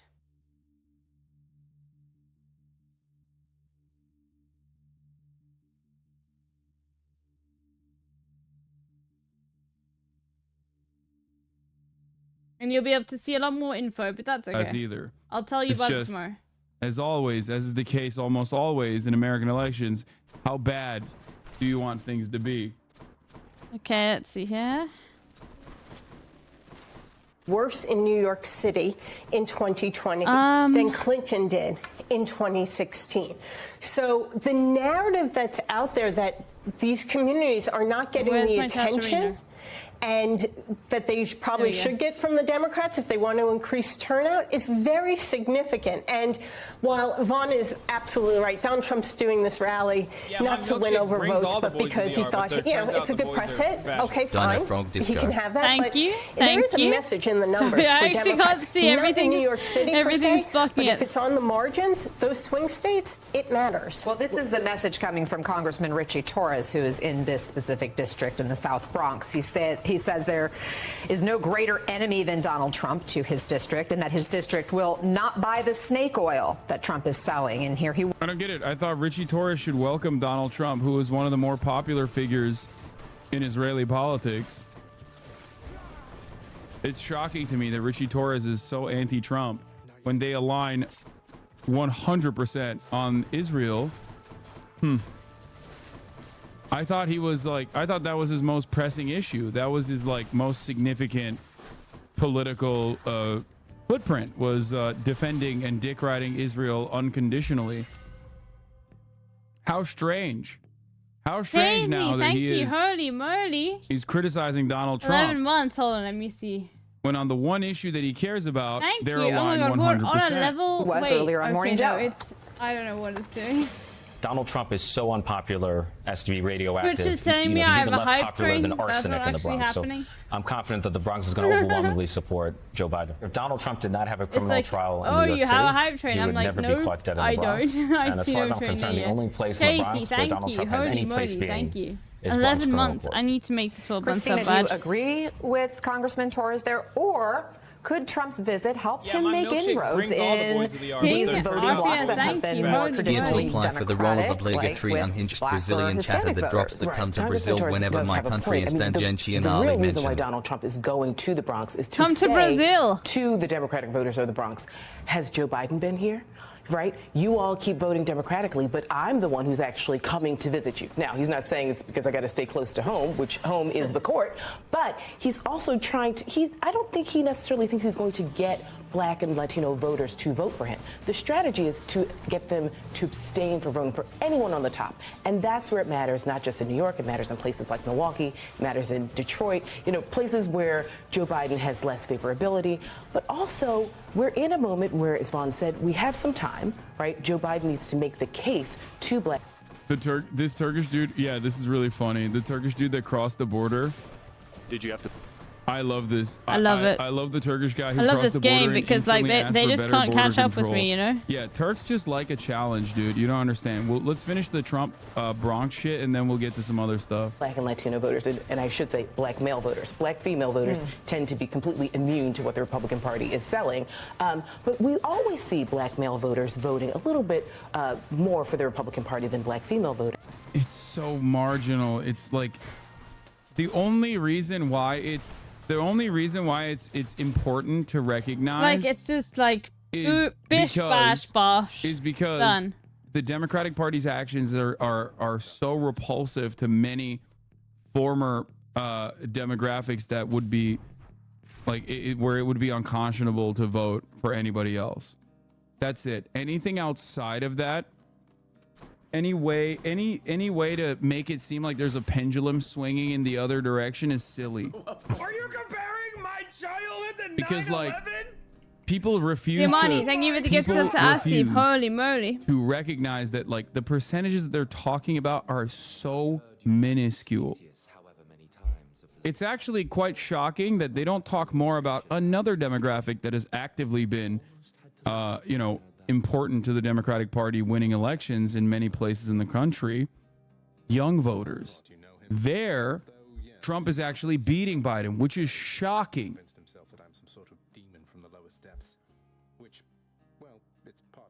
That actually is shocking. There are polls that keep showing we'll that make Hassan Donald Trump is smaller, just in case. Performing better with young voters than Joe Biden. That part is legitimately shocking. But the real reason that Donald Trump wants this is to make sure he sort of suppresses the vote by black male voters in the sense that he's not expecting them to vote for him. Now, I will say, I don't know if New York is definitely a blue stronghold.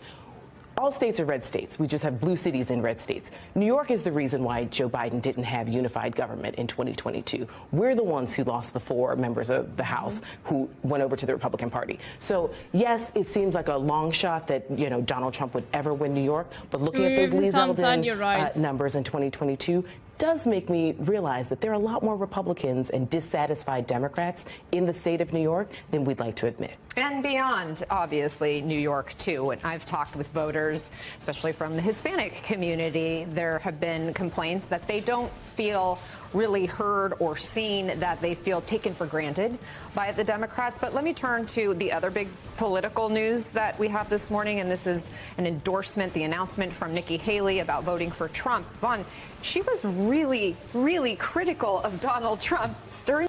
Oh, it's so shocking, guys. Who could have foreseen this? Guys, who? And I mean, who could have foreseen this? That's crazy. That's crazy. Who could have foreseen it? Who was saying that, like, Republicans always fall in line at the end of the day, no matter how much they criticize Trump in the primaries, and she's changing her tune. It's like, bro, you're only shocked because you're just living in a fucking bubble, okay? That's it. That's the only reason why you're shocked. I don't even think these guys are shocked. I don't think. I think they're just playing a role. I don't even know what it does, but it's fated. I can't imagine, like, the level of stupidity that you have to operate on.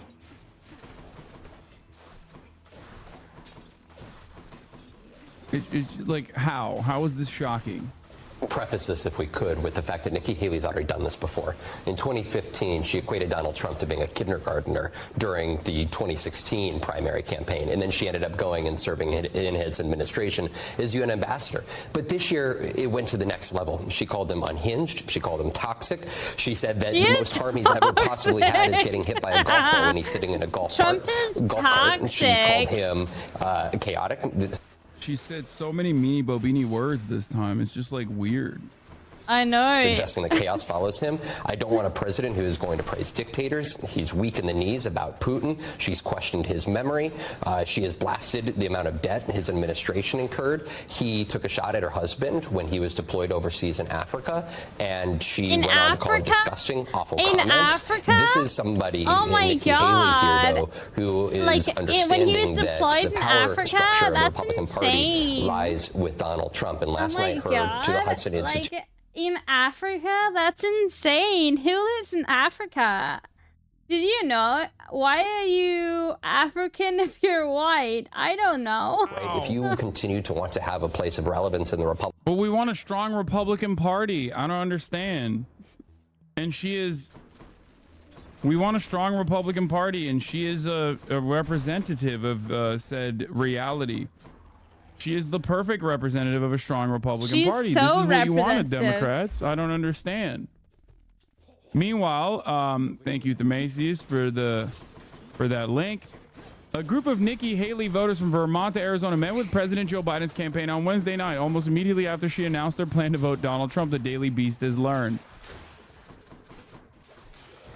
Thank God. Thank God we're courting the right voters. All fucking 10,000 of them. Total in every state.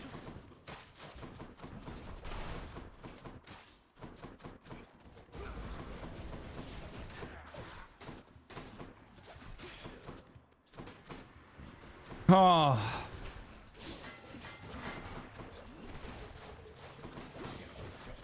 Reddit libs used to say Nikki should be Biden's VP. Yeah, that's why you get your political commentary from me. Okay? Now. I hope. And every single other dumbass that is no doubt. Basically repeating whatever the fuck they heard on MSNBC looks like a fucking idiot all the time. Not that it matters, because people are not looking for genuine analysis. They're not looking for critical analysis at all. They're looking for someone to literally tell them that things are fine. Functionally, they want to hear someone sing them a lullaby. They want to go to sleep. They want to close their eyes as you whisper sweet nothings into their ears. Anyway, Hold on. the court is actually, yes, helping Trump, We take a potentially break. keeping him We from take a doing break. even An dumber shit ad with is that about time. to run in 2 minutes, so we take a break. We take a break. Sorry, ad chatters. Enjoy your ad. The ad is playing on your marks, get set, go right now, but hold on.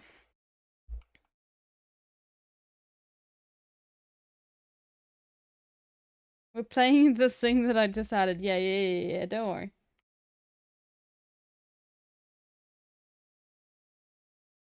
Oh, there was a Chrome update. Fuck it. Hold on.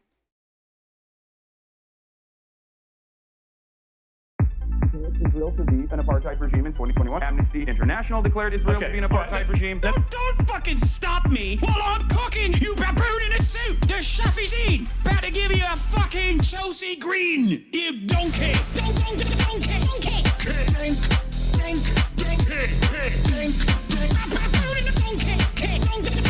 Listen to what I'm saying, and you will understand, perhaps, what I'm trying to imply. Patronizing.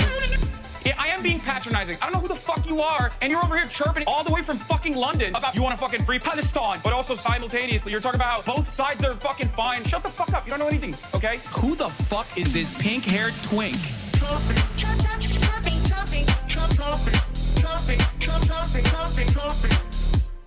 Dissolve the apartheid So what would you like to allow see happen, Palestinians. Hassan? Do you not understand the English language? Again, no, back, again. Israel to be an apartheid regime in 2021. Amnesty International declared Israel to be an apartheid regime. Don't fucking stop me while I'm cooking, you baboon in a suit! The chef is in! About to give you a fucking Chelsea Green, you donkey! Donkey!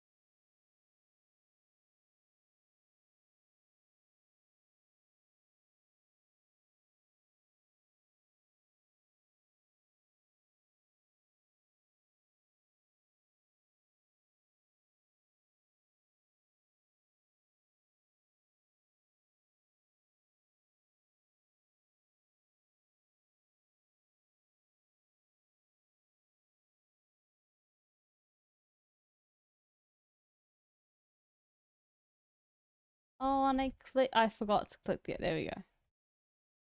Let's go back.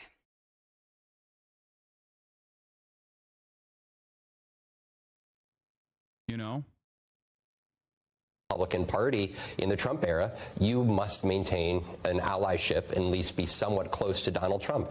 And Nikki Haley, just like she did 8 years ago, is doing that here again. Are you surprised by this about face, Christina? Not at all. They all fall in line ultimately. And so, as Vaughn has clearly laid out, I mean, I was never surprised. It was only when would Nikki Haley fall in line and support Donald Trump? I mean, we need you, Nikki, right now. So many people in the party who have no shame, and they're following someone who has absolutely no shame. This isn't a surprise. I think not only will we see her support him and say that she'd vote for him, but we'll see her actually actively assist him in trying to become the next president. She hasn't gone that far yet, but I do want to play what she has said to just really demonstrate the evolution. Susan, Vaughn quoted her quite a bit, but listen to her in her own words. I will be voting for Trump. Having said that, I stand Fuck you, Nikki, right now, dude. Fuck you. You aren't here to lead our nation. Trump would be smart. Is he smart? Reach out to the millions of people who voted for me and continue to support me, and not assume that We need you, Nikki, right now. So she has previously called Donald Trump unstable, unhinged, said he wasn't qualified to be president because of his disrespect for the military and her concern over whether he has could disrespect for the those men and military. women serving overseas. But, so I'm wondering, Susan, does she expect the people who have agreed with her in those previous comments and have voted for her for that reason to suddenly follow her lead and vote for Trump I'm fucking it up. Well, Okay, hold on. I believe that, especially after she suspended her campaign, the people who voted for Nikki Haley are the same small percentage, about 5% of those who voted in numbers-wise in 2020, who were Republicans against Trump. These were anti-Trump Republicans votes, against not Trump, dude. pro-Nikki Haley votes. I just want to say, in terms of percentages, is this on there? 27, Hold on. approximately around 25 to 27%, maybe sometimes lower than that. Yeah, he's there. Okay, cool. Of the youth vote actually ends up voting for either party. Oh god, this is gonna suck. So in terms of like the number of voters that you could potentially win over, Oh god, this. I mean, Bernie Sanders also failed, right, in this regard.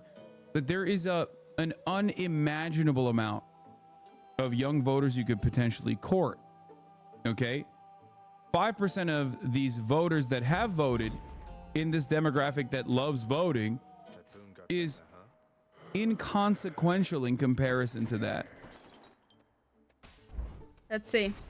The idea that we do not try and actively court, the idea that the Democratic Party does not try and actively court young voters is crazy. We've completely given up on the youth vote. We act like it doesn't exist, and then we just, all we do in terms of like reaching out, in terms of outreach, is basically just go, ugh, you dumb fucks, never vote, fuck you guys, just go out and vote, you fucking idiot. Like, that's not gonna work. It's stupid. Certainly is of no concern just on its own. Are there truly no depths to which you would not stoop? Anyway. And that's where she gets a little confused, I think. But what's also really important to keep in mind is last week she had a donor retreat. She did not make that comment without running it by them and knowing her political future. So it seemed acceptable for her to get away with doing something like this with her donors. So she went ahead and did it. All right, thank you so Holy much, fuck, Susan let's Del Percio, go. Von Hilliard, Christina Greer. Great to see you all.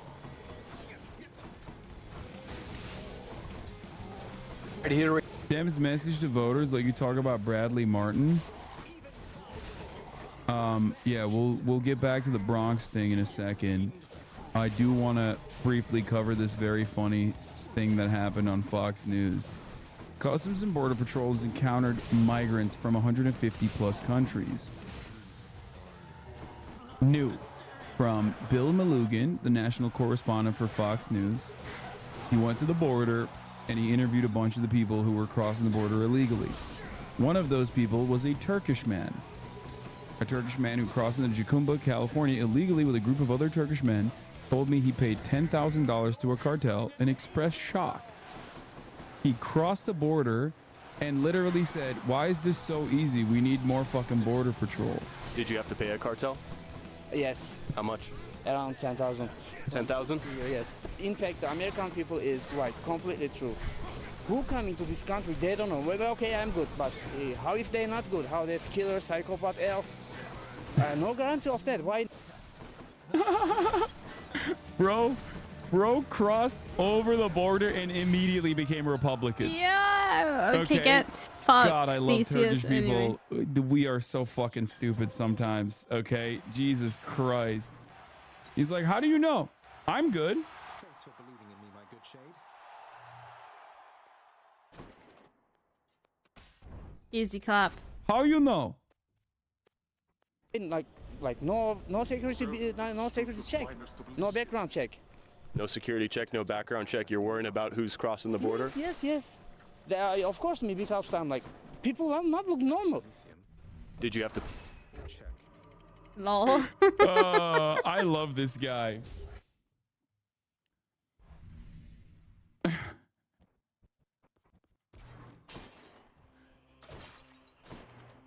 I love him. He's like, it's not normal. Did you see this hot Turkish immigrant who crossed the border? Please God, take away every incel drama farming streamer's joy and success and give it to Tadic. Pleasure doing business.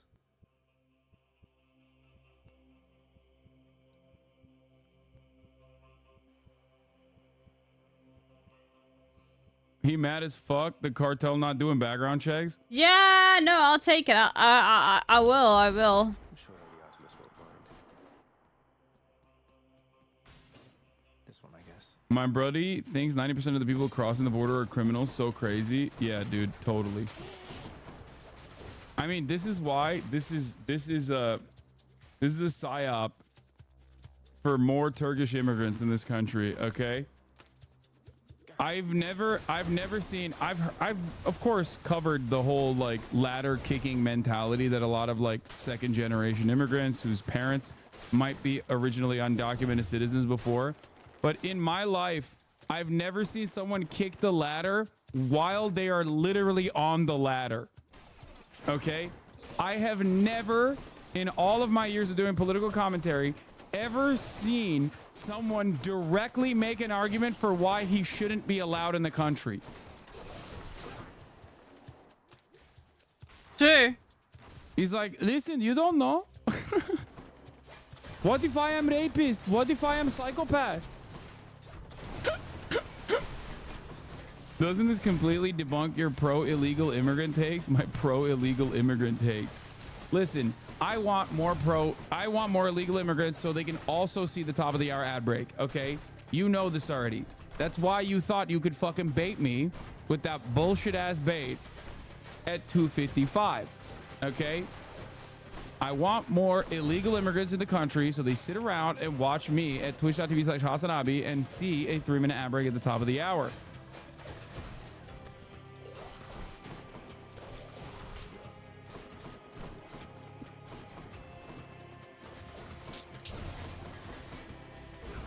I want this Turkish man to no longer watch from Turkey, where there is a currency exchange that gives me like 2 fucking cents when he subscribes from Turkey, but watch me from America so that it is actually $5 that he gives me.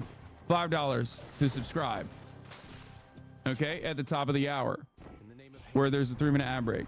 And if you no longer want to see those ads, all you need to do is subscribe for $5 or for free, like I said. My cost is shit, but no, I take pressure Here's points. a 3-minute ad break now.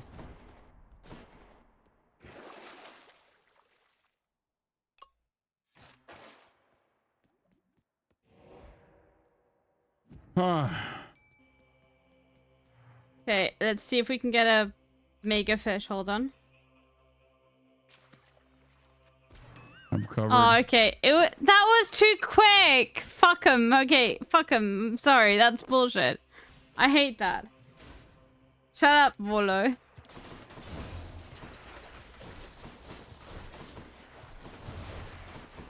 Undocumented.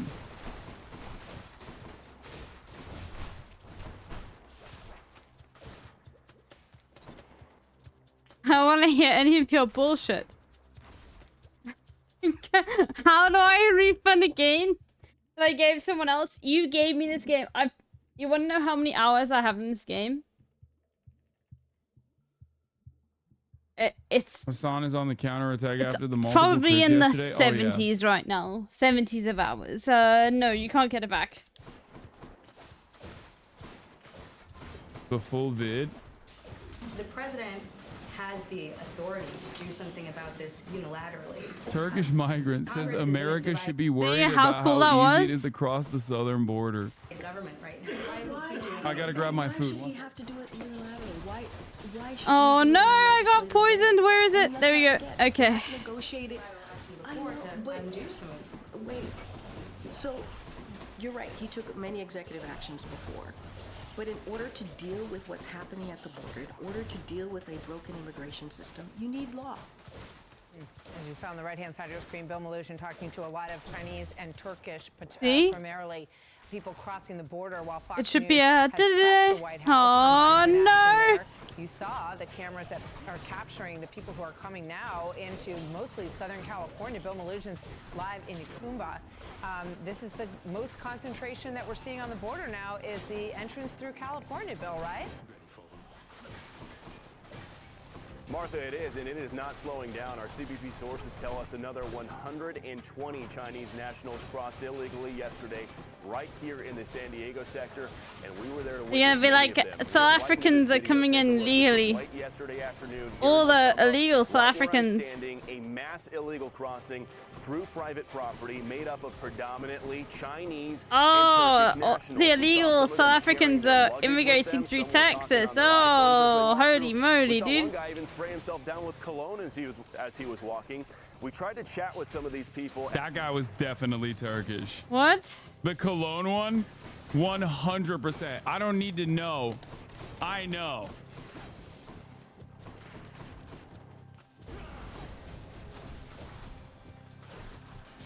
I know that motherfucker was Turkish, okay? In the name of Hades. Extremely Turkish behavior to just fucking, you know, pepper on a little bit of cologne before you do a border crossing.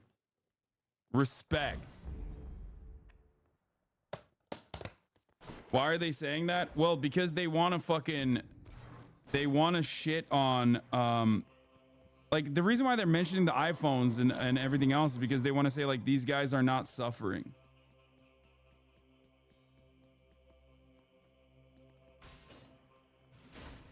Like, they're not sufficiently suffering. They're not What real the fuck? refugees. How did you poison me so easily, They're just taking motherfucker? advantage of the shitty border policies or whatever. You, Jesus Christ, motherfucker. That's the same reason why they talk about the iPhones and everything else. Like, I hate that. You're a piece of shit. Wait, what? Did I not That's get it. it? it's classic. You can't just fucking kill How could me. they be suffering? They have iPhones. As they were walking in, some were willing to talk to us, others had zero interest in being on camera. Take a listen. Where are you from? China. What country? China? China. China? China. China. What country are you from? India. India. Where are you going? America. You're in America. What city? I don't know. You don't know? Why'd you come? I don't know. Hi guys, where are you from? China? You guys from China? China? Hello, what country? China? No? China? Phenomenal reporting, sir. Thank you. Phenomenal reporting, So this sir. ended up Thank being you a group very of much. About 100 illegal immigrants. He is so again, mainly good. Made up of Chinese and young men from Turkey. A Border Patrol van was actually playing audio in Mandarin, giving instructions to the Chinese. We talked to a Turkish man who spoke English, who said he sold everything he had to get here to the United States. And he also expressed shock at how easy it was for them to just walk across the border into the United States without any resistance. Oh, and he said let's go. Americans should be worried about who's coming into the country. We're Take a gonna listen. defeat Dad, definitely. Did you We're have gonna to pay get a a cartel? 10. Yes. How much? Around 10,000.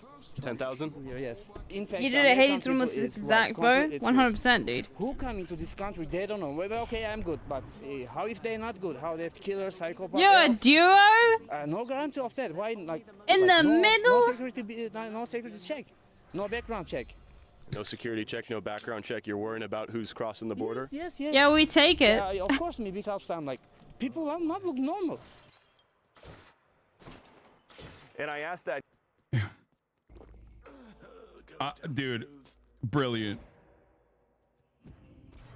Should I go fight some satyrs to get out of here? He's worried, dude. He's like, he's perfectly assimilated. It's ironic because it's a perfect demonstration that like immigrants are capable of assimilation. Okay, that man has become an American the moment that he stepped foot. He was Let's already. see if we can do it, chat. Before he ever stepped foot inside of U.S. borders, but now he's 100% an American. That guy, how he managed to get here to the San Diego County border all the way from Turkey. He told me it was a 24-day journey, and some of the places he traveled through included Qatar, I Dubai, believe in Egypt, you, Lake. South Africa, and Brazil before he even got to Central America or Mexico. We'll send it back to you. Wow, and the door's wide open. That is incredible. Wait. The guy, the refugee was like, I went through South Africa. And then Brazil. No, didn't he say South Africa? I heard South Africa. You have to go back. I heard South Africa there.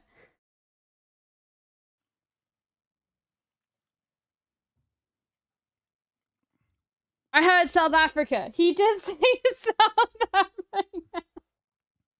It's awesome. That's awesome. Except Americans, of course, will never welcome him. But, you know. 4 hours, and you too can. Adam Türkiye'de mülteciye sallamaya o kadar alışmış ki sınırı geçtiği an Amerika'ya gelen mülteciye de sallıyor. Aynen. South Africa. He's like you don't understand. These immigrants, they could be Syrian. Can get in and benefit from crossing. I heard South Africa. I don't know if you guys heard that. I'm Brian Kilmeade. And I'm Ainsley Earhart. And click here to subscribe to the Fox News YouTube page to catch our hottest interviews and most compelling analysis.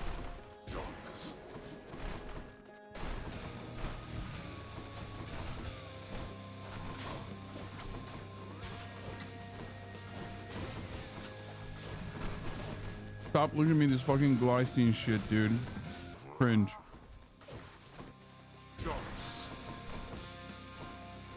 No, I am not. Who's communist here? I'm Trump. Oh, thank you. I'm sorry. I heard there was an asshole over here. Who's the And asshole? there is an asshole over So here. You're communist. Are you communist? I'm not here for nobody. So what are you against? What are you for? I'm for Trump. What are you for? Are you for Trump? No, I mean, really? Not for you, not for Biden. Anybody else have anything to say? Anybody? Are you communist? No, I am not. Who's communist here? I'm Trump. Oh, thank you. I'm sorry. I heard there was an asshole over here. Who's the asshole? So you're communist. Are you communist? They're only allowed to wear skirts on Fox, or do they allow pants now? I'm trying to eat my food really quickly because we're going to have Alexandria Ocasio-Cortez on in an hour. And maybe even before.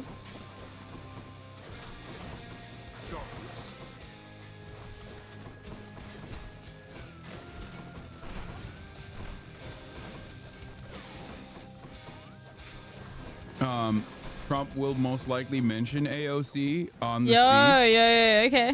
Apparently people are handing out Fire AOC stickers. Big Fire AOC banner and stickers are being handed out. And we're gonna have AOC on, of course, in a little bit.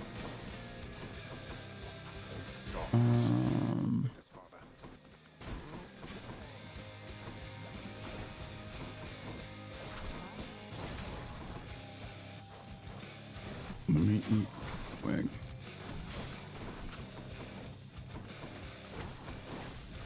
half and half. Okay, we're trying our hardest. Let's look at some of the wonderful scenes from the crowd here. Are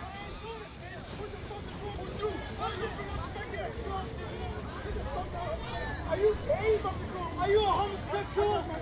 Are you a homosexual? Why are you getting in my face? I'll be in there right now. I was in top 2. 88th precinct, Fort Green, Clinton Hill. No, I'll say whatever the fuck I want. If they want to stop, I'm a homosexual. But I ain't doing it, bitch.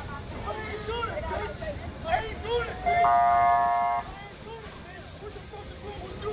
I'm looking at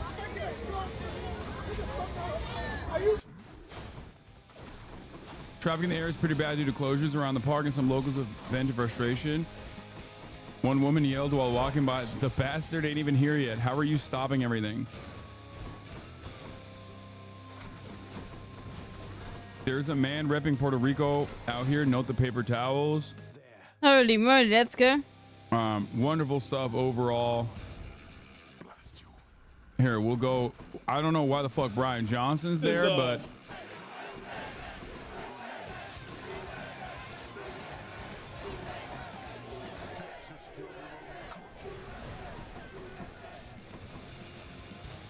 Puerto Rico mentioned, but at what cost? Anyway, we have, let's get back to the congressional Democrats criticizing Netanyahu's potential address to Congress. You wouldn't go if he comes. I will not. Now, Chuck Schumer, the Senate Majority Leader, has suggested that he would sign on to this invite, although he has not said so publicly. Okay, we accept that. We accept that. We accept that. Supportive of the idea of inviting Netanyahu to address a joint meeting of Congress. He would not say, he said that we're having discussions about it, although he has later privately indicated to Speaker Johnson that he would sign on to this. That's what Johnson himself said, Dana, but we have not seen this invite go out yet. This Schumer, of course, is the highest-ranking Jewish Democrat, the first Jewish Senate Majority Leader, someone who has been an Israel hawk and defender for most of his career, but as he noted at the top, has been crosswise with Netanyahu, putting him in a difficult spot.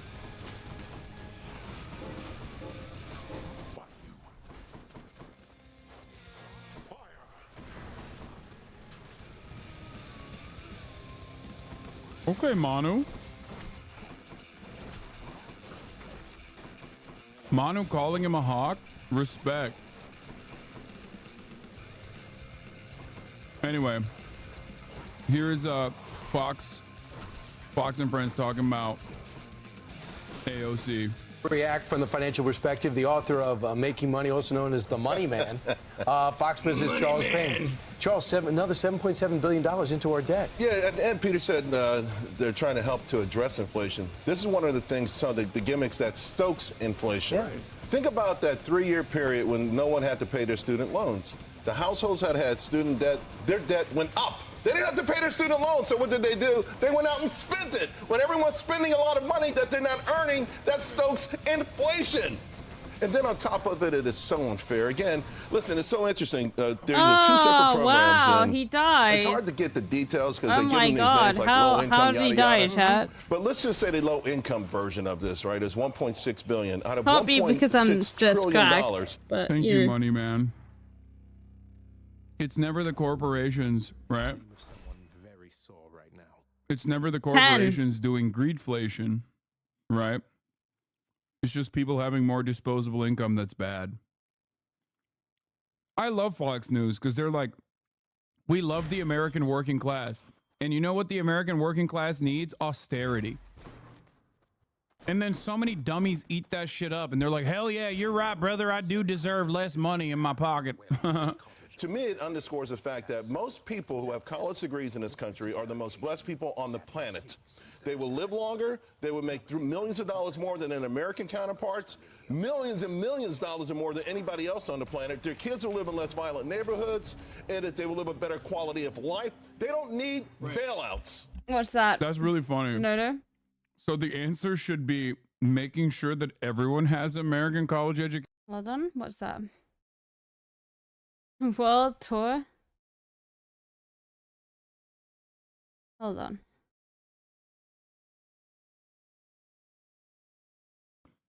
inside of U.S. borders. But now he's 100% an American. That guy, how he managed to get here to the San Diego County border all the way from Turkey. He told me it was a 24-day journey, and some of the places he traveled through included Qatar, Dubai, Egypt, South Africa, and Brazil.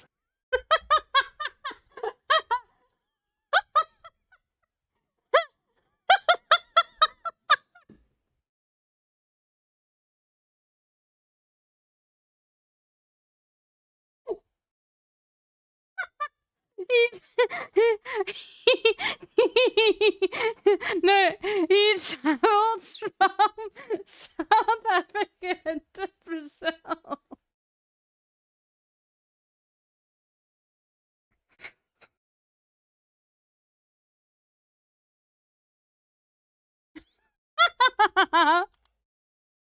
Wait, hold on, hold on. No, dude. No, dude. He went from Qatar, South Africa, to Brazil.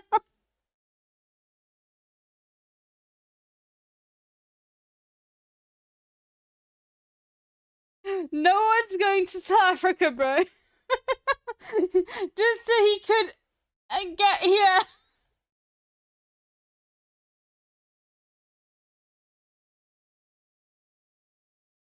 Oh, no, he went, no, you're right, no, Qatar. He went from Qatar, Dubai, which is the UAE here, Egypt over here. Then suddenly he went all the way down to South Africa. I was sick, dude, in Cape Town, and then he swam to Brazil. Yeah, those are the people entering the United States.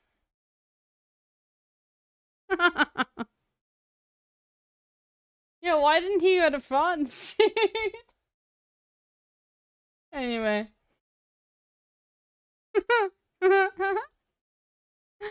Oh, you got it.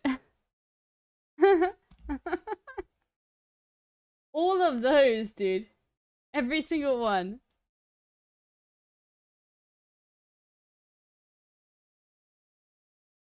Oh, why wouldn't it let me increase the volume on Hassan's stream? Oh no.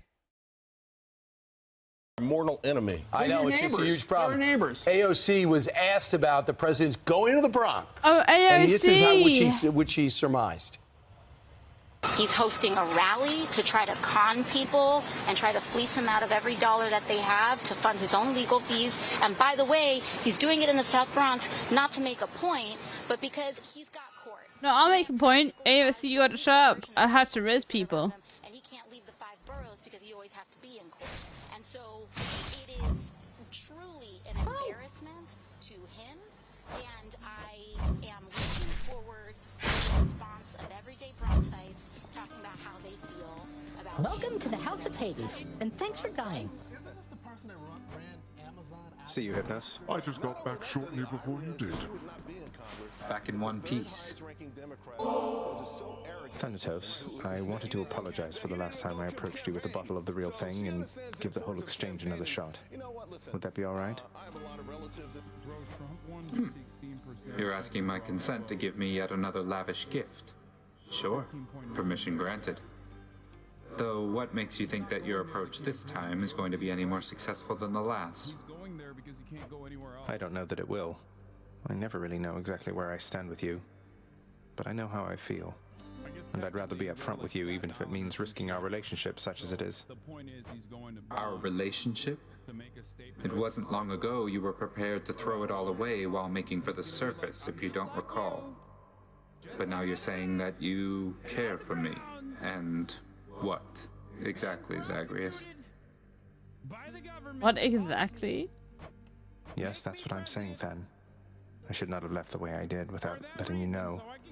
But when you found me, I think that's when I knew, or started to realize, you know? I Yes, I know, I think, because when I heard you took off, the anger that I felt, it wasn't something I expected. So, what do we do now? Maybe we ought to take our time. Unlike the real thing there, that's a commodity we have in good supply. Just know that if you feel the way I do, you know where to find me. And if not, I'm grateful anyway. I see. Well then, the best that I can say for now is that I'm grateful too for this. Take care of yourself, Zach. Oh my god, he says Zag. Yo, okay. And so Cookie is what I knew I've known for 45 years. I went to go visit them both in Harlem Hospital. But it's just, our country is... Which is why we literally can't do anything about gun control. Yo. Okay. We must not. More pets? More pets. Oh, please.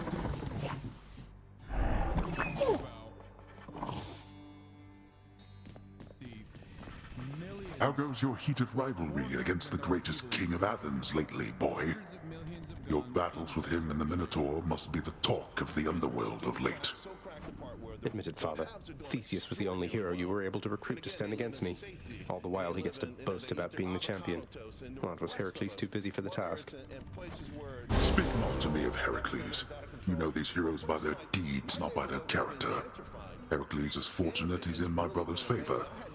Else he would be in Tartarus where he belongs. The mortal concept of what constitutes a hero is absurd.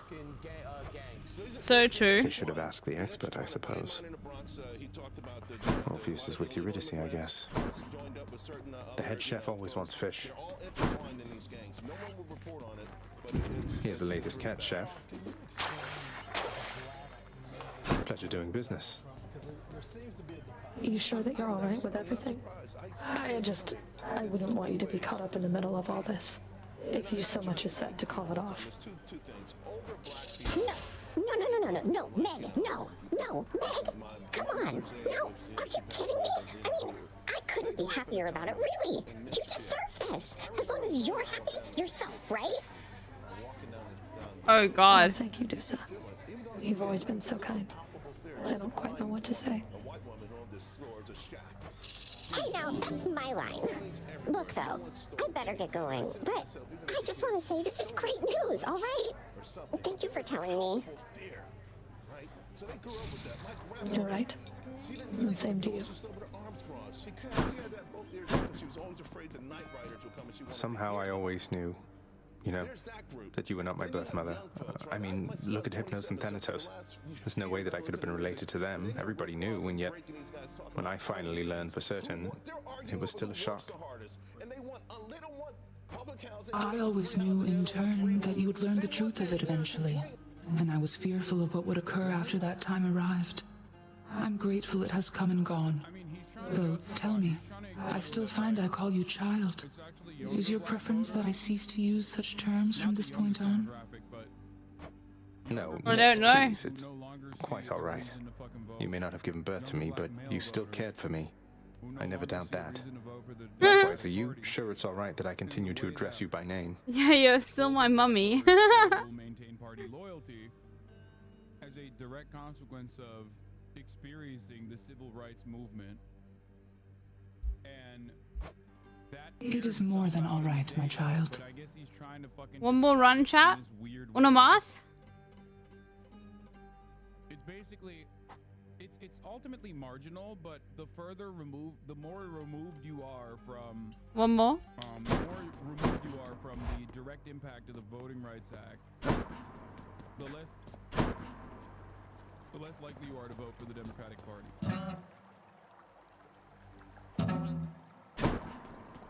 This is one of the last times that the Democrats have actually done something for Nah. with tangible results. Okay, we'll try it, but we'll hate every second of it. Exegriff, you're telling me your secrets. So particularly young black men, and listen, they're being shut out. I hate the reload though. You know what? We'll unlock it. Grant me the aspect of Hestia. Good to go. I'll hate every single second of it.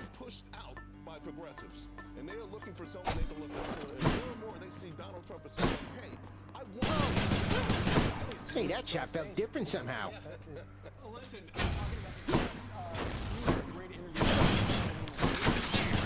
Nope, I'm taking this. Nope. I'm sorry. Or I'll take these. I can't. That makes me upset.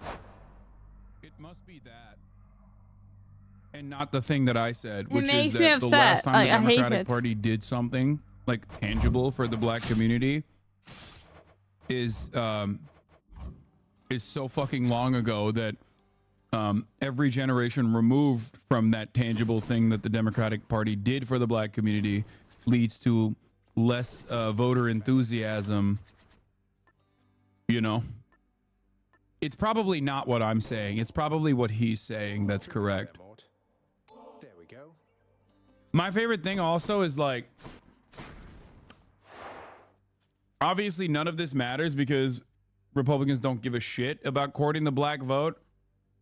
They'll take it, but they're not going to like advocate for, you know, anything that's positive for the black community because their most significant, most loyal base of support are fucking white supremacists. So obviously they'll just like flex on the Democrats and be like, lol, see, the blacks, they're voting for us or some type of shit like that. But that's it.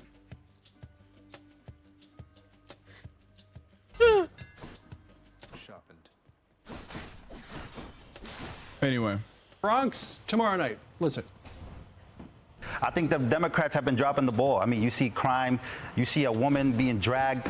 Bro, that's the same guy. It's the one guy. Further confirming, it's the one guy. He was wearing the Rangers hat earlier. Bro. Bro. They found one fucking dude and they're like, you're our guy.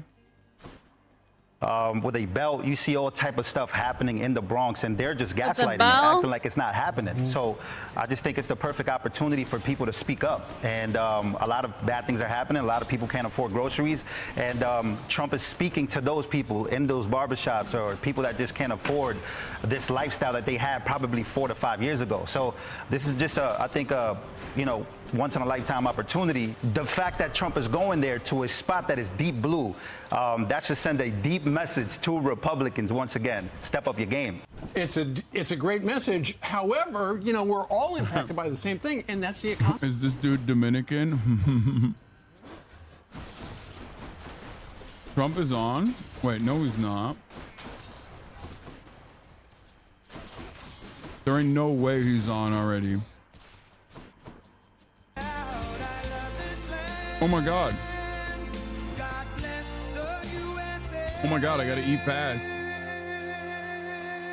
Okay, you know what we do, chat? When we see this, he's ready. But you know what Damn, we do? he was only 25 minutes late and not an hour late. We were wrong. No, we played the gay song. Actually, I'll play that.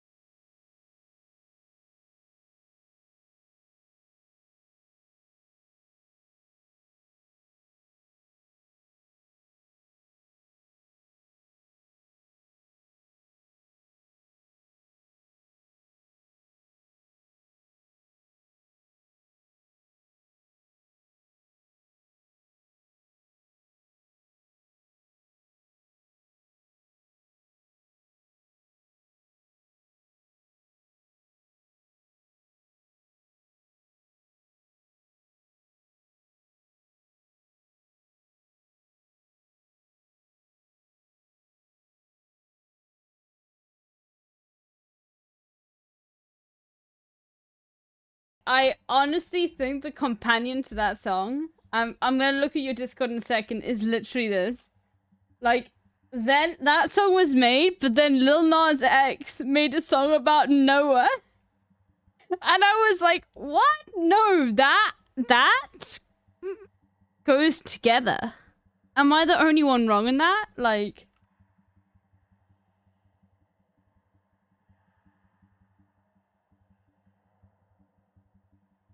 that goes together, right? Like this complements that song perfectly. 100%. Like perfectly.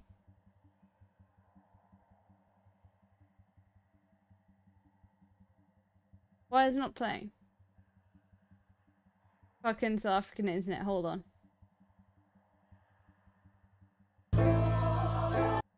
It complements, you know, he's about to break the devil's ankles. Right there. He's about to break the devil's fucking... Let's see what's going on. Like bingo. Like we'll play bingo and gamble on with fake points on whether or not he's going to say certain things. But Who's made a bingo? It's very predictable. It's always the same stuff. It's Can we always make like a bingo chat? Street. I would say that in recent years his I can his make a bingo. stuff has gotten even more wild. What will Trump say? Tell me. I don't know. I mean, I'm sure he'll hit that and talk about like undocumented immigrants or whatever here.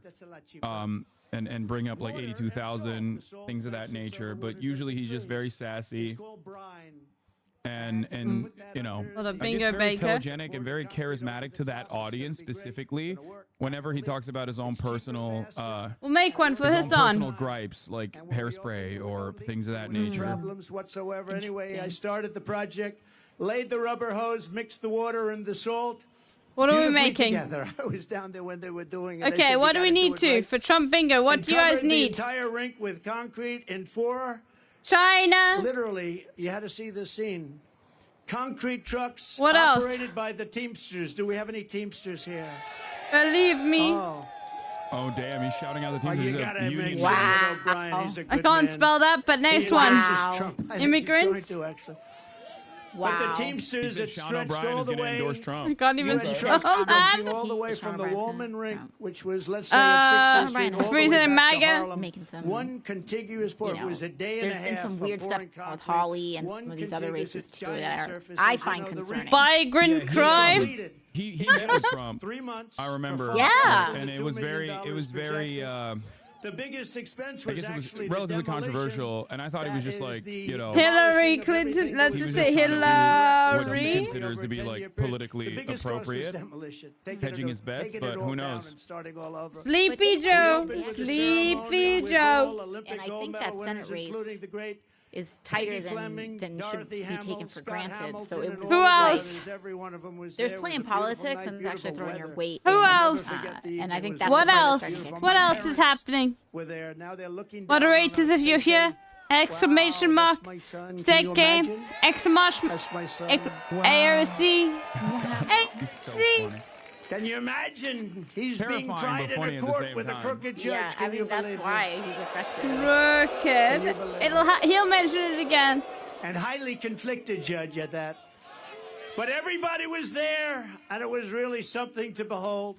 It was an incredible experience, and one of the great experiences of my life in New York. We opened it. It's can't been even successful. spell And successful ever since. What a great, great experience. It was beautiful. And, you know, a lot of it's common sense. You'd like to say the Republican Party is the party of common sense. You don't go to Miami when you want to make ice. You go to Canada when you want to make ice, right? Or you could go right down the road in the Bronx to Ferry Point, right? What is the thing when he said he was like the least discriminated freedom? Over 29 years.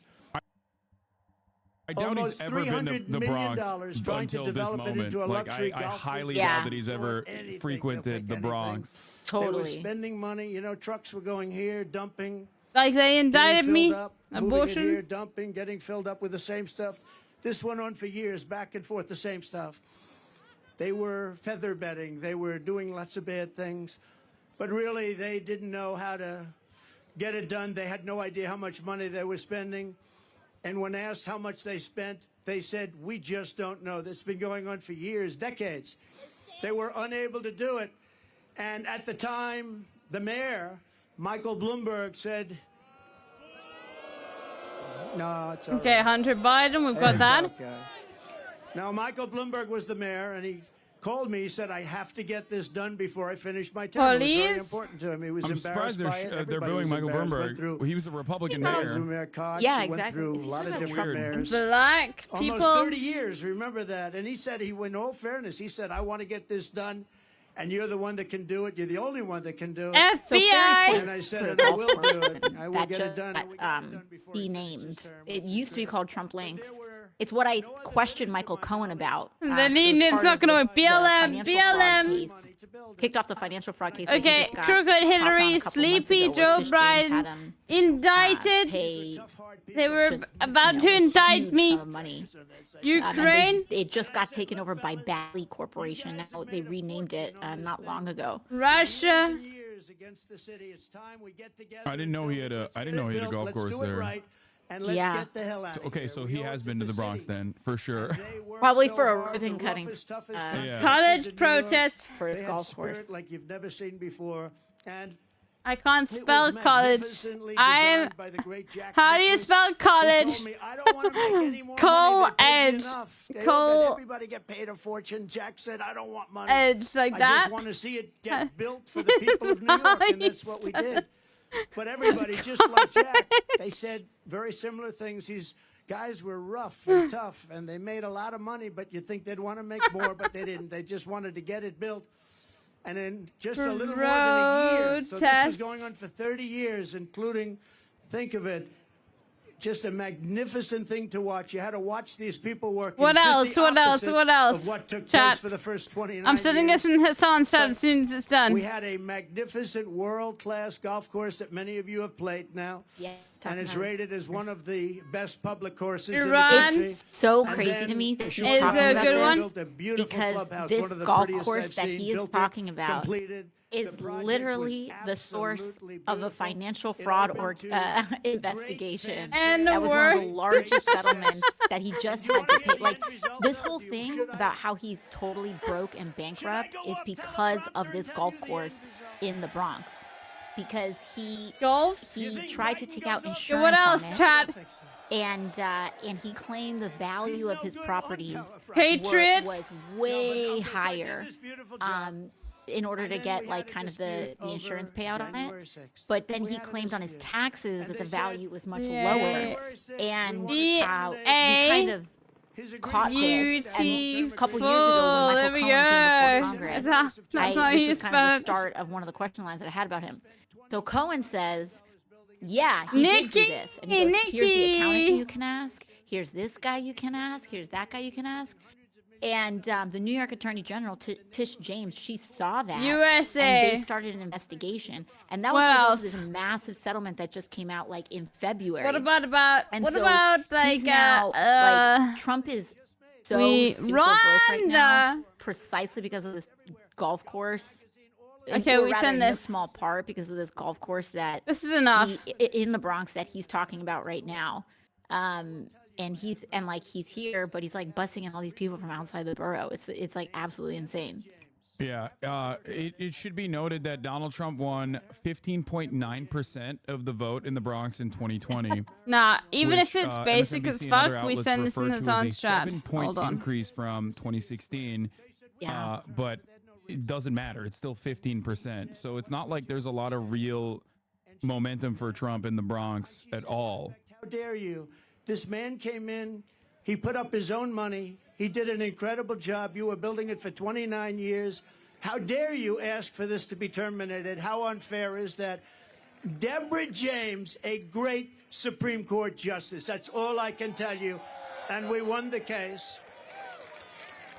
But it's not easy doing business in New York, I'll tell you. Not easy. So I just appreciated that. I had to tell that story. And as you know, then I renovated Grand Central Terminal. I built the Grand Hyatt Hotel on 42nd Street and This is Park what we have, Avenue. Chad. And as part of that, I renovated the beautiful Grand Central Terminal, did a really good job on that. And then I was very much responsible for the construction. It's ironic when he talks about all these constructions and it's like all of it is like riddled with scandal where he refused to pay contractors on a regular basis. Remember? And it's like what everybody knows this. Like he knew it far before he ran for president. Like, so my dad was an architect. He had this small business in the Bronx, and so he was always we're always at these job sites, and we're with contractors, and we're with the unions and the workers and stuff like that, trying to figure out like what housing that can be built in the area and whatnot. And it was known to everybody in the 90s that anyone who worked in real estate or construction or anything like this always knew that like you shouldn't, especially if you were a smaller guy or a smaller business, you should not do business with this dude because he just fleeced everybody. He just like Island? I don't know. I'm doing the thing. Like, ban me if it's wrong. And like every single person knew this and like how corrupt he was as well. And so, I mean, he went broke in Atlantic City. This guy has gone broke so many times. And it's just been like this shell game of trying to figure out who can lend him more and more money while he tries to like con someone else out of it. And it, like he's gone what? Like how old is this guy now? Like in his is he 80 something? He's in his 80s now. Like just having lived his whole life without him on the broadcaster. Job. Get fucked. Yeah. 7 bankruptcies. Bankrupted a casino, which is like, you know, that's actually kind of You have to see the lines impressive. Outside the it is impressive. But when we saw it and we saw the love, because I called up this morning, do the people like me or do they hate me? They said, they don't like you, sir. They love you. I said, good, thank you. So I appreciate it. Yeah, we have a son's chat too. But above all else,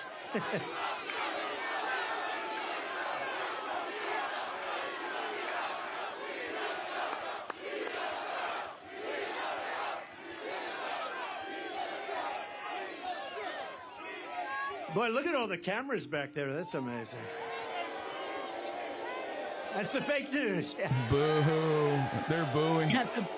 Booing camera. You know, they'll say tonight, Donald Trump spoke to a very small crowd of people in the Bronx. It was a very hostile crowd, very hostile. They hated him very much. No, sometimes they're okay. You know, I agreed to do a debate with crooked Joe Biden. True. We should have had that. It doesn't matter. With Fake Tapper. Fake Tapper! God. Does anybody think they'll be fair? I might be. Got him. Fake, like, J Tapper fucking sucks. Said, he's right. Here's your story. You can have a debate on CNN with Fake Tapper as the primary host. And I said, I'll do it. Because you know what they thought is you say CNN. Until he says crooked, it doesn't count. Various people on the show, various anchors, and, you know, headed up by Fake Tapper. And they thought I was going to reject it. I don't want to do it. Then Biden would say, I offered to debate, but he wouldn't do it. So they said, we want to have a debate. I'll take it. Well, we haven't even told you what the debate is all about. Then they said, today, we'd like to set up tables so you sit down. I said, I don't want to sit down for a debate. Let's go. At some point, so we're not sitting down. We're going to be standing up for the debate. And here's what you know. It should be reminded to everyone that he almost killed Joe Biden last time when he had COVID and was like, yeah, that's right. He like, is that what he did? He had COVID. He had COVID. And like didn't tell anybody. Yeah. Yeah, that's true. he did not. God. They were literally fucking bro. They were literally like Hope Hicks fan cams. Let me find them. When Trump got COVID, oh, you did not see how insane Twitter was. Hope Hicks. All these Republicans were getting COVID and like not telling anybody about it, and like not telling people how serious it was. Like when you Walter Reed, he was down bad with it. American common sense is exactly what I intend to bring back to the White House, just like we had for 4 years. You know, we had 4 of the greatest years in the history of our country. We rebuilt the military, we cut taxes, the biggest tax cut in history, the biggest regulation cut in history. This is actually called Hopix Fan Cam, and this was when, like, Trump got COVID, and I'm pretty sure Austinox made this. Choo choo choo, cause they hope I'm a bitch, I'm a boss. Yeah. I'm a bitch and a boss, I'ma shine like glass. I'm a bitch, I'm a boss. I'm a bitch and a boss, I'ma shine like glass. I'm a bitch, I'm a boss. I'm a bitch and a boss, I'ma shine like glass. I'm a bitch, I'm a boss. I'm a bitch and a boss, I'ma shine like glass. On the after, you've been the before. I've been the stallion, you've been the seahorse. Don't need a report, don't need a press run. All of my bad pics been all my best ones. I wear the hat and I wear the pants. I am advanced, so I get advanced. And I do my dance and cancel the plans. And boo, don't be mad, cause you had a chance. Yeah, said I took it and I ran for it. I run it and I stand on it. Money on the floor when we dance on it. Choo choo choo, cause they hope I'm a bitch. And all because Hopix gave Trump COVID. That's why. Literally, look.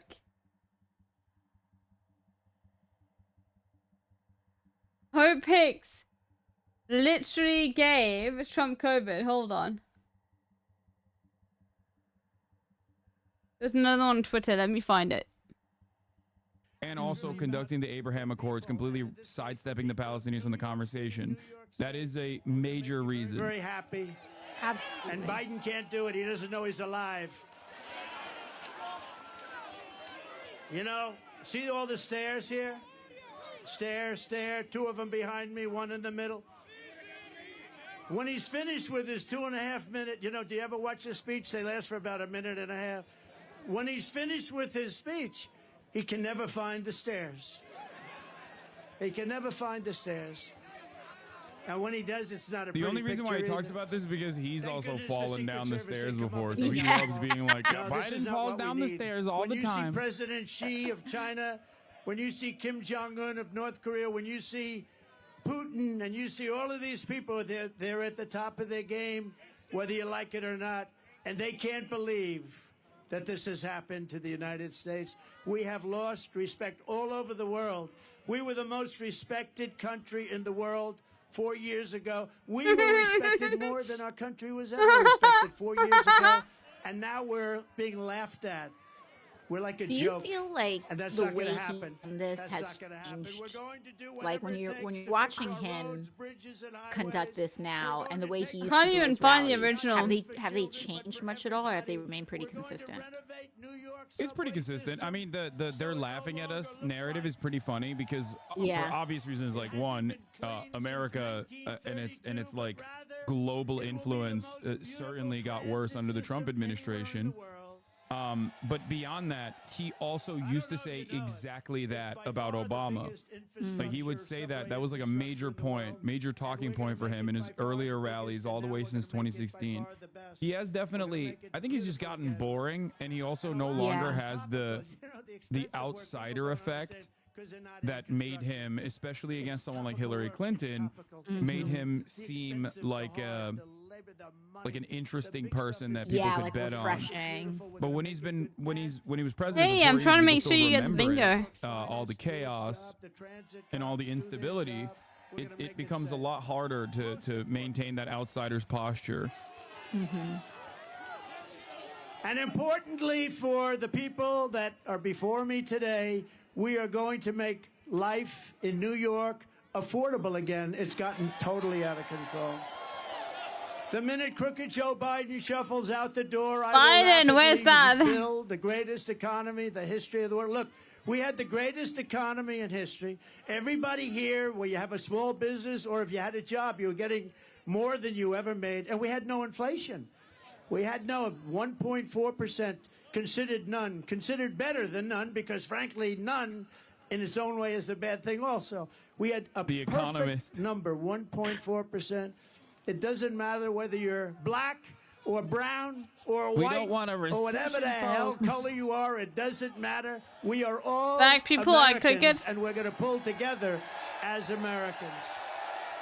This is the only avenue of attack against the Biden administration that is like actually pretty salient, I would say. Yeah. Because that is like universally the #1 thing both Democrats and Republicans criticize this administration on, despite the fact that inflation obviously is, I mean, there's many different ways of dealing with it, but we never engage in any sort of like, we never engage in legislative action to combat inflation. No deflationary mechanisms exist in the minds of American politicians for the most part, and only monetary policy. So you mentioned Hillary. One of the best actually pursued. You didn't mention Hillary? Like, oh my God! Break them up. Like we need to break up a lot of these massive corporations and companies and be aggressive and going after them.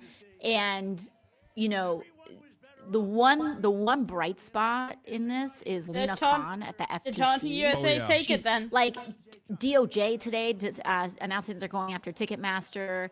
She's but Lena Khan at the FTC has been going after Amazon. Going after all of them, going after Amazon.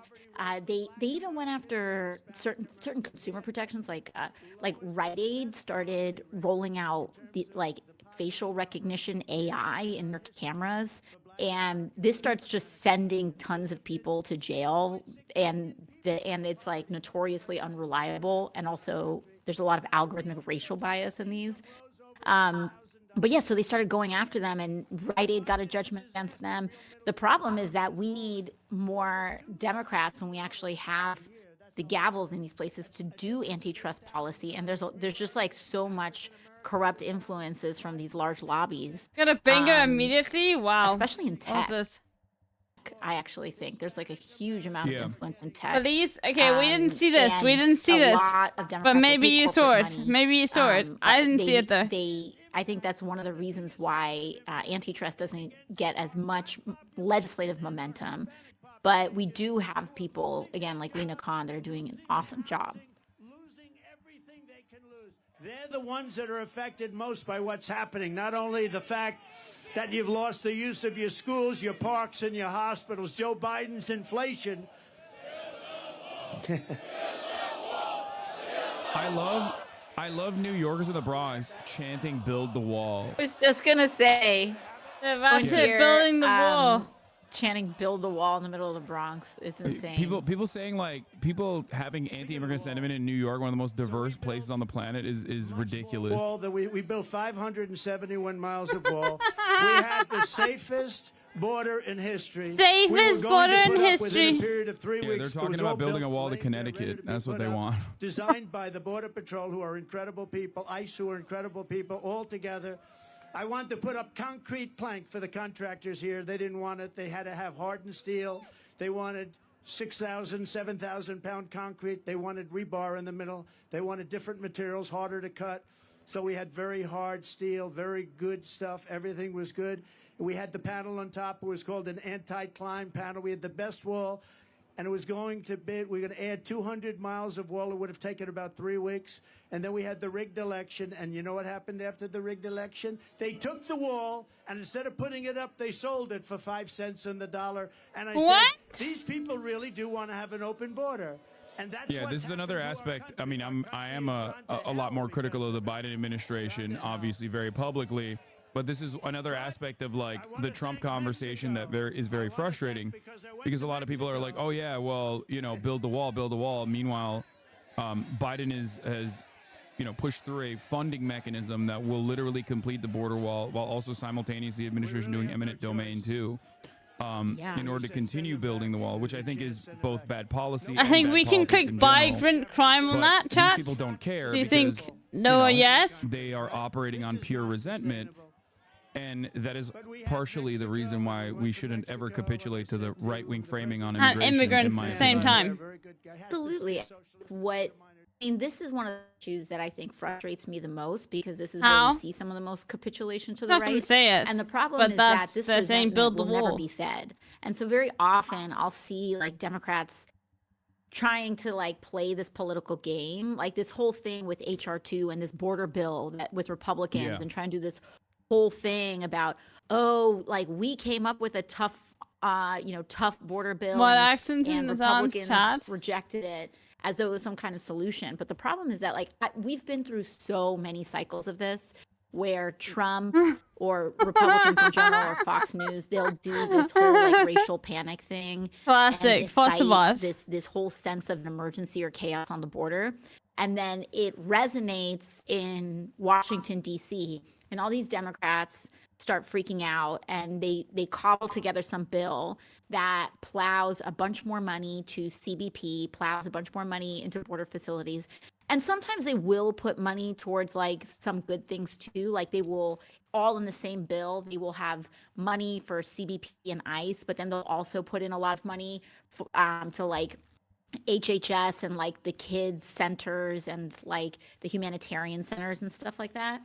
But the problem is that none of this resource stuff solves the problem. Right now, CBP is the largest law enforcement okay, force. I have to say, why is AOC in America, but she has the worst internet in all of America? How is this possible? Like, she literally has the worst. Like, I've had people on this stream that are better than this, dude. What the fuck? They never talk about it, or Democrats used to talk about it from the framework of like immigration is a problem. It's not even a problem at all, but it's like Normie internet? No. She's a league player. Stop saying she's a fucking normie. She's a league player. Shut the fuck up. How is this possible?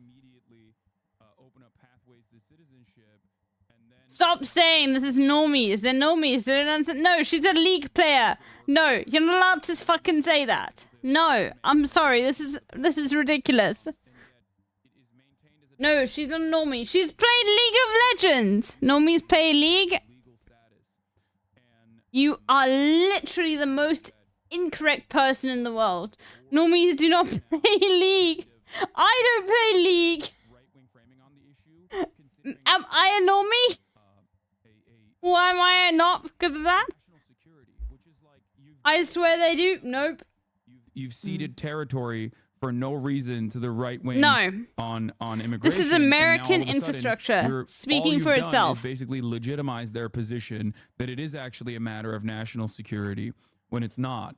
When there are studies done on this issue, not many, but the ones that do, the studies that have been conducted on the matter show that undocumented immigrants are responsible for less crime per capita than documented U.S.-born individuals. So the idea that like they are causing extra crime is silly.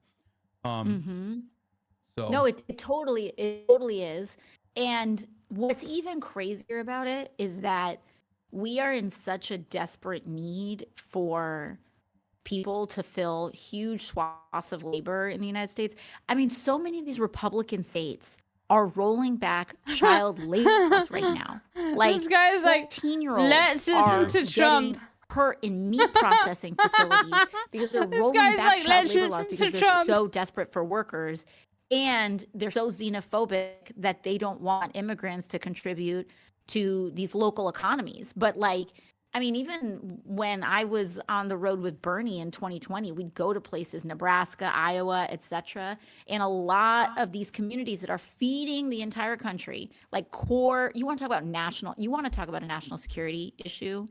One big national security issue is that like our increased inability to feed ourselves if our labor force and our workforce starts to fall apart, not be able to get fulfilled. Plus, you do that, plus the issues with climate change, with people not even being able to work the same hours because it's getting so hot during harvest season. Like these are the actual structural issues that we need to address.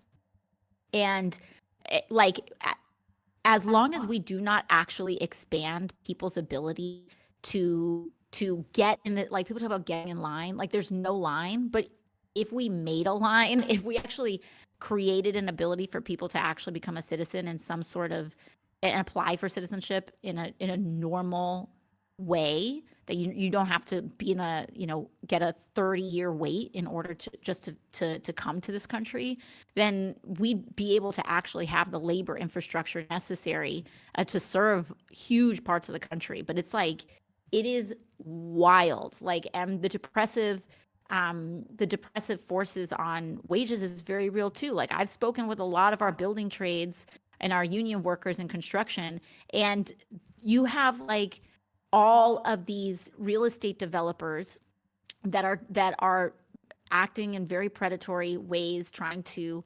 find undocumented laborers in order to put up their buildings. These laborers, it's very dangerous for them because they're not covered by OSHA. There was like this huge spate a couple years ago where so many undocumented people were dying on these job sites, and it is a lot, and that's what's turned a lot of unions around on immigration, like the Teamsters. Notoriously, ironically, but they notoriously like had a very different stance on immigration. You want to hear Trump? But because yeah, they realized that undocumented people like want to join a union, and if they were able to join a union, we wouldn't have this effect where it would sink everyone's wages down, but it would actually raise them up. Like a lot of homies are chiming in to change their stance on immigration. Be normal. Noam Chomsky's daughter, Aviva Chomsky, wrote a phenomenal book on this called Undocumented, How Immigration Became Illegal, for those of you who are interested, that specifically details like how the Bracero program and onward, how like the American government had a plan to basically create a never-ending pool of labor that they could hyper-exploit in comparison to like the documented American labor force, and use it as a use this two-tier labor structure to further depress wages in the United States of America. So it's always been a deliberate, the status of not being documented is a deliberate one caused by those who want to increase profit margins for capital owners. And not only that, but also, if there was any sort of real restriction, if we did have this like truly white nativist, white supremacist attitude towards like black and brown people coming into the country, then you would see significant punishments towards those like Purdue and I'm talking about the chicken processors, like the agricultural industry in its entirety that relies on undocumented labor and very specifically designs their profit margins around undocumented labor, that even will in certain instances call ICE on their own plants if like the workers there decide to demand back pay or if or Austin, complain too much. I would love Austin to be on this call. And the reality is, like, they're if being we did nerds. really want to punish, if we really They're wanted nerds. to stop Play Trump. undocumented Let's listen to immigration in Trump. this country, then we would punish the Let's corporations. ha ha ha. But we don't. And I'm not saying that that's a good thing anyway. I don't think that this country has but no more room still, for I love additional hearing from people, and there's AOC. no lump of labor I do. unless you But I want to ha ha ha. I want want to guffaw. between undocumented workers and documented laborers. Anyway, let's get back to Trump, though. Dropping bombs all over the place. Spent $9 trillion in the Middle East. We bomb the hell out of the place, then we leave. You know, in the Middle old days, East. to the victor belong the spoils. We don't do that. We bomb the hell out of everyone, then we come back home. It's so sick. It's so sick and so stupid. These people that led us are so stupid. You want to use that as a last resort. You can solve these problems with a meeting or with a telephone call. You don't have to drop billions of dollars worth of bombs on people's heads. You don't have to. The peaceful dove, Donald Trump. It's called peace through strength. It really is. And there's no believes reason in for leveling these places. This is why Trump is so powerful, because he'll make these disgusting claims. Saying, yeah, previous governments have been like, let's drop these bombs. But he will do the same. He will. To people like in my audience who are from who are Lebanese or from Jordan or Iraqi or from Iran, like, you know. But the thing is, he is making himself seem as if the kind of person who wouldn't do that. But you know he will. They would fight a religious thing. They'd fight. They'd go 5 feet left, 5 feet right, 5 feet left, 5 feet right. Somebody would say they have gas. Somebody would say they have nuclear. Then they'd rest for a few years, and they'd fight again. But we blew the hell out of one side, Iraq. So now Iraq is a subsidiary, essentially, of Iran. Congratulations for the geniuses that got us into that mess. Wait, what?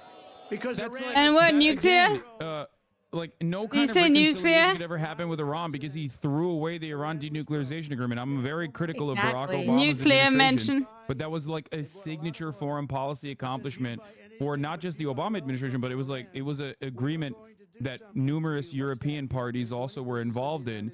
Iran literally continued along with the denuclearization agreement even after Donald Trump said that he would throw it aside, and then he did, and then then Iran still continued to follow the protocols, according to European investigators that went to Iran to look at the nuclear facilities, and he still added additional crippling sanctions on top of that. He is most responsible for Iran being more hostile and being more influential in the territory personally. For Iraq, we just paid $10 billion. And think of it, Iraq has billions of dollars that we're paying for their electricity. So we were in a position, there was no terror, there was no threat, there was no nothing. And now Iran has become a big threat again.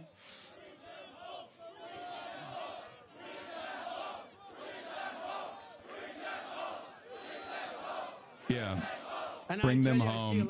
Those words ring hollow when the #1 killer of all the hostages has been Benjamin Netanyahu. So.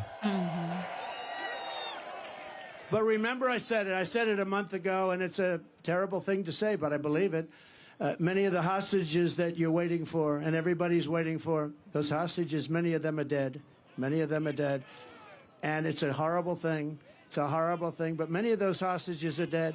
And that's why when you see these negotiations where Hamas is like not getting back, they're saying, man, we could make a good deal, but these people are no longer alive. When I saw the way they were treated, when I saw the way they were thrown into the cars and how horribly they were treated, there's no way that those hostages, and some will be alive, but many of those hostages are dead. It's who killed them? It's a very Who killed serious, those hostages? horrible thing. It would have never happened if the election weren't rigged. It would have never happened. Oh my God, he's a one-trick If I were your pony. president, they would have never done it.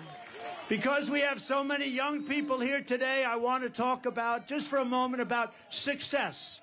Do you remember I used to give talks on success before politics? Okay, that's enough. We're going to do it.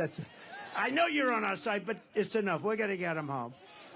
It's a rough situation. But remember, we used to give talks on success for the learning addicts and for others. And I used to do that before politics, and maybe it's one of the reasons I went in.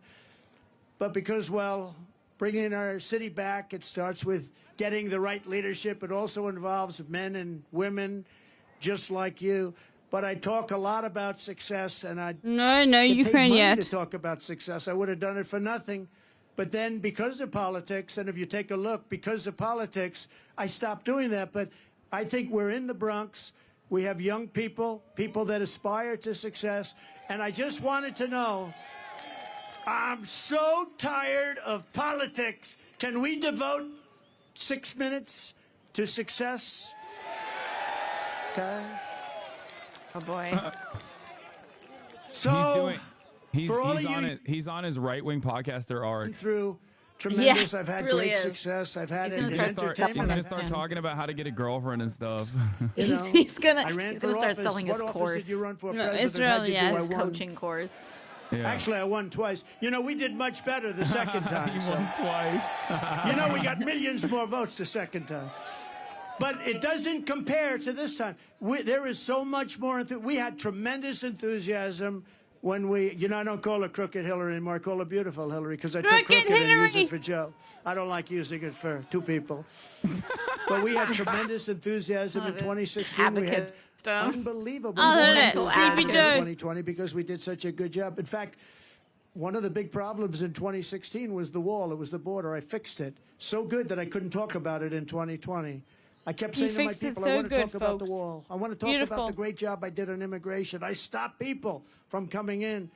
They said, sir, nobody cares. You already fixed it. Oh, I said, got a "This is bingo." terrible No, thing. that's not You the fix it, you reason. can't It was talk because it was directly attributed to immigration, detention He did. facilities, and family He's a separation, bingo. which was a major point of contention, and Americans were very much against Donald Trump's policies and were infinitely more favorable to Joe Biden. Israel. Bro, we got all of them. Reverse a lot of those decisions. He never did. And now Donald Trump is leading by massive margins, almost 20 points on the issue of immigration. You know, abject failure. The harder you work, exactly, you're not going to beat his own game in terms of these policies. Like it has to be, like just a. It's not just an alternative. It's like a completely different vision that we have to actually enact and demonstrate. Can't just like say one thing, but it's really important that we actually like prove what the other ways of going about this can look like. Yeah. The harder I work, the luckier I get. That was an athlete saying that. Amazing, right? It's the first time I heard it. Probably been said by others, but it's true. I can tell you, if you didn't work really hard, there is very little chance that I would be standing here right now. Another part of success is something I learned from my father. I had a wonderful father.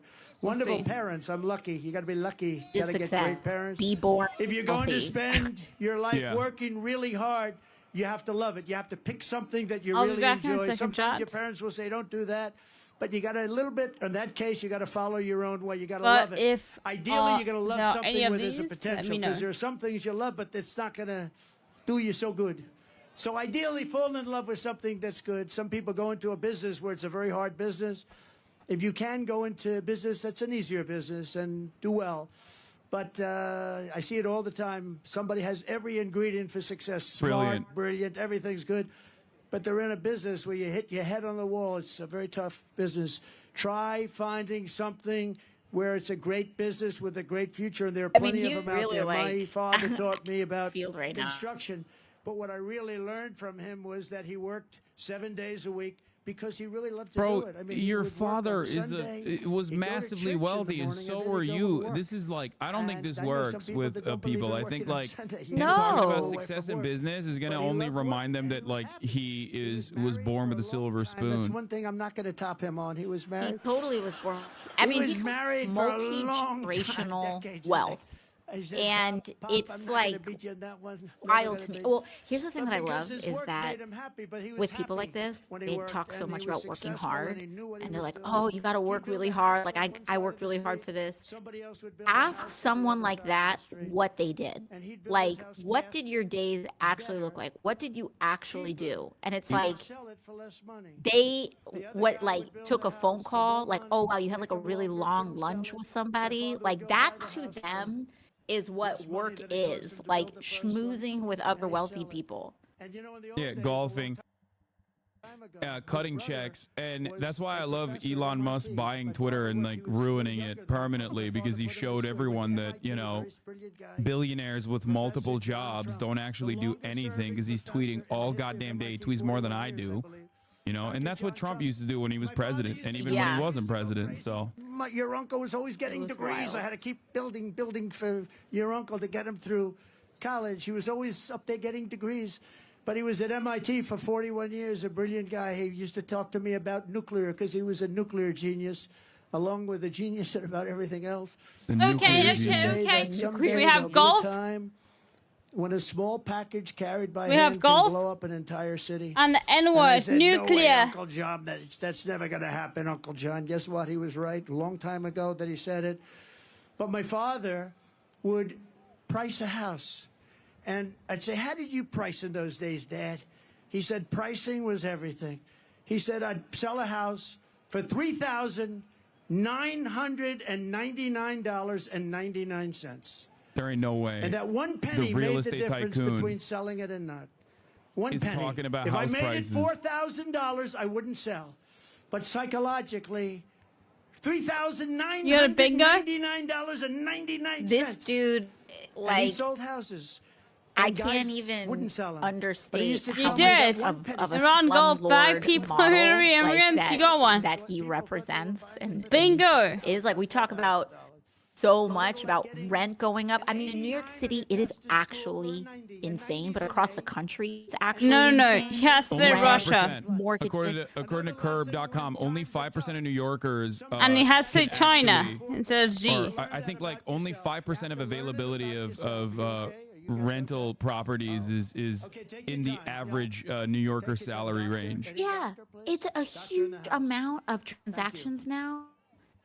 For places that are being bought in New York City, all cash. all cash transactions. Like, it is so unstable and it's so precarious, even just structurally for the city. Like, for all these people who are buying all cash properties, like, who is going to be able to even participate in the service economy that these people like to luxuriate in, when only 5% of the current housing market is even affordable to everyday people? I mean, this is like, it's actually crazy. And all these people doing like this Airbnb, like housing stock hoarding. Wait, by the way, not to cut you off, but I think there's a medical emergency happening at the rally right now. 2 days. It's tough. That's why he It's stopped. tough. Thank you. He said, "Take your time, Doc," and he stepped away from the microphone. Plenty of time. And then said, "It's because they love me so much, because they've been waiting for 2 days to see me." Wow. Classic. Wow. But yes, you're right. They love the service economy. They love service workers. They love dominating service workers. Oh my God, is he gonna throw? Oh, I thought he was gonna throw like a hat at the at the dying Trump supporter. Oh my God. She all right? She okay? That's a big L. Loving Trump so much, you have a medical emergency. Anyway.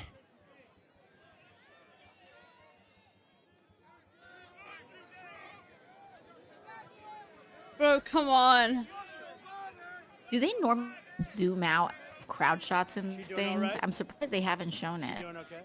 Sometimes it depends on the outlet. This is the outlet that we were watching originally. This is Trump's own personal camera, so they probably won't do that. But previously we were looking at Fox, but their coverage was really bad. Like it just kept cutting out. They have Trump. Six, There's dude. also 80,000 available Thank you, housing doctor, units that are thank you rent very much, controlled that doctors. landlords are Got a currently lot of sitting on, doctors waiting in for the a policy change to happen so they can actually unrestrict the rent caps that currently exist. That's So that's another big issue in New York City as well. Great job. Yeah, warehousing stabilized or rent-controlled apartments. And right now, there's a coalition, there's like a left coalition in the state assembly that they're trying to push for a lot more housing protections. It didn't quite go through in this session, but a lot of our DSA state level electeds were fighting for like good cause eviction and a lot of other tenant protections as well. Yeah. The toughest times, but I He's enjoyed back. waking up every single morning and go to battle. A lot of people say to me today, the toughest business people that you know about, could I ask you a question? How do you do it? I say, do what? How do you get up in the morning and put your pants on? Where do you put the pants on? I'll explain it to you someday. How do you do it? How do you get up? How do you do it? How can you want to do with what you do? They're after you. They're after you. These horrible human beings are after you all the time. Impeachment hoax number 1, impeachment hoax number 2, lawsuits all up. And they're doing it to injure the political opponent of an incompetent candidate because he can't run fairly and squarely. I'll be back And in I a second. say, you know what I do? I just do it. I put on the blinders. I say, I just do it. We do it. And the other question they ask me is, will it happen again? And we have to make it too big to rig. We got a lot of great people watching. We have to make it too big to rig. I'm too tired for this chat. One of the things you need in success is momentum. You Like, need for momentum. real, You I'm gotta just literally like sitting here being like, okay, yeah, the same thing over and over again. I have to go. I'm sorry. I'm too tired.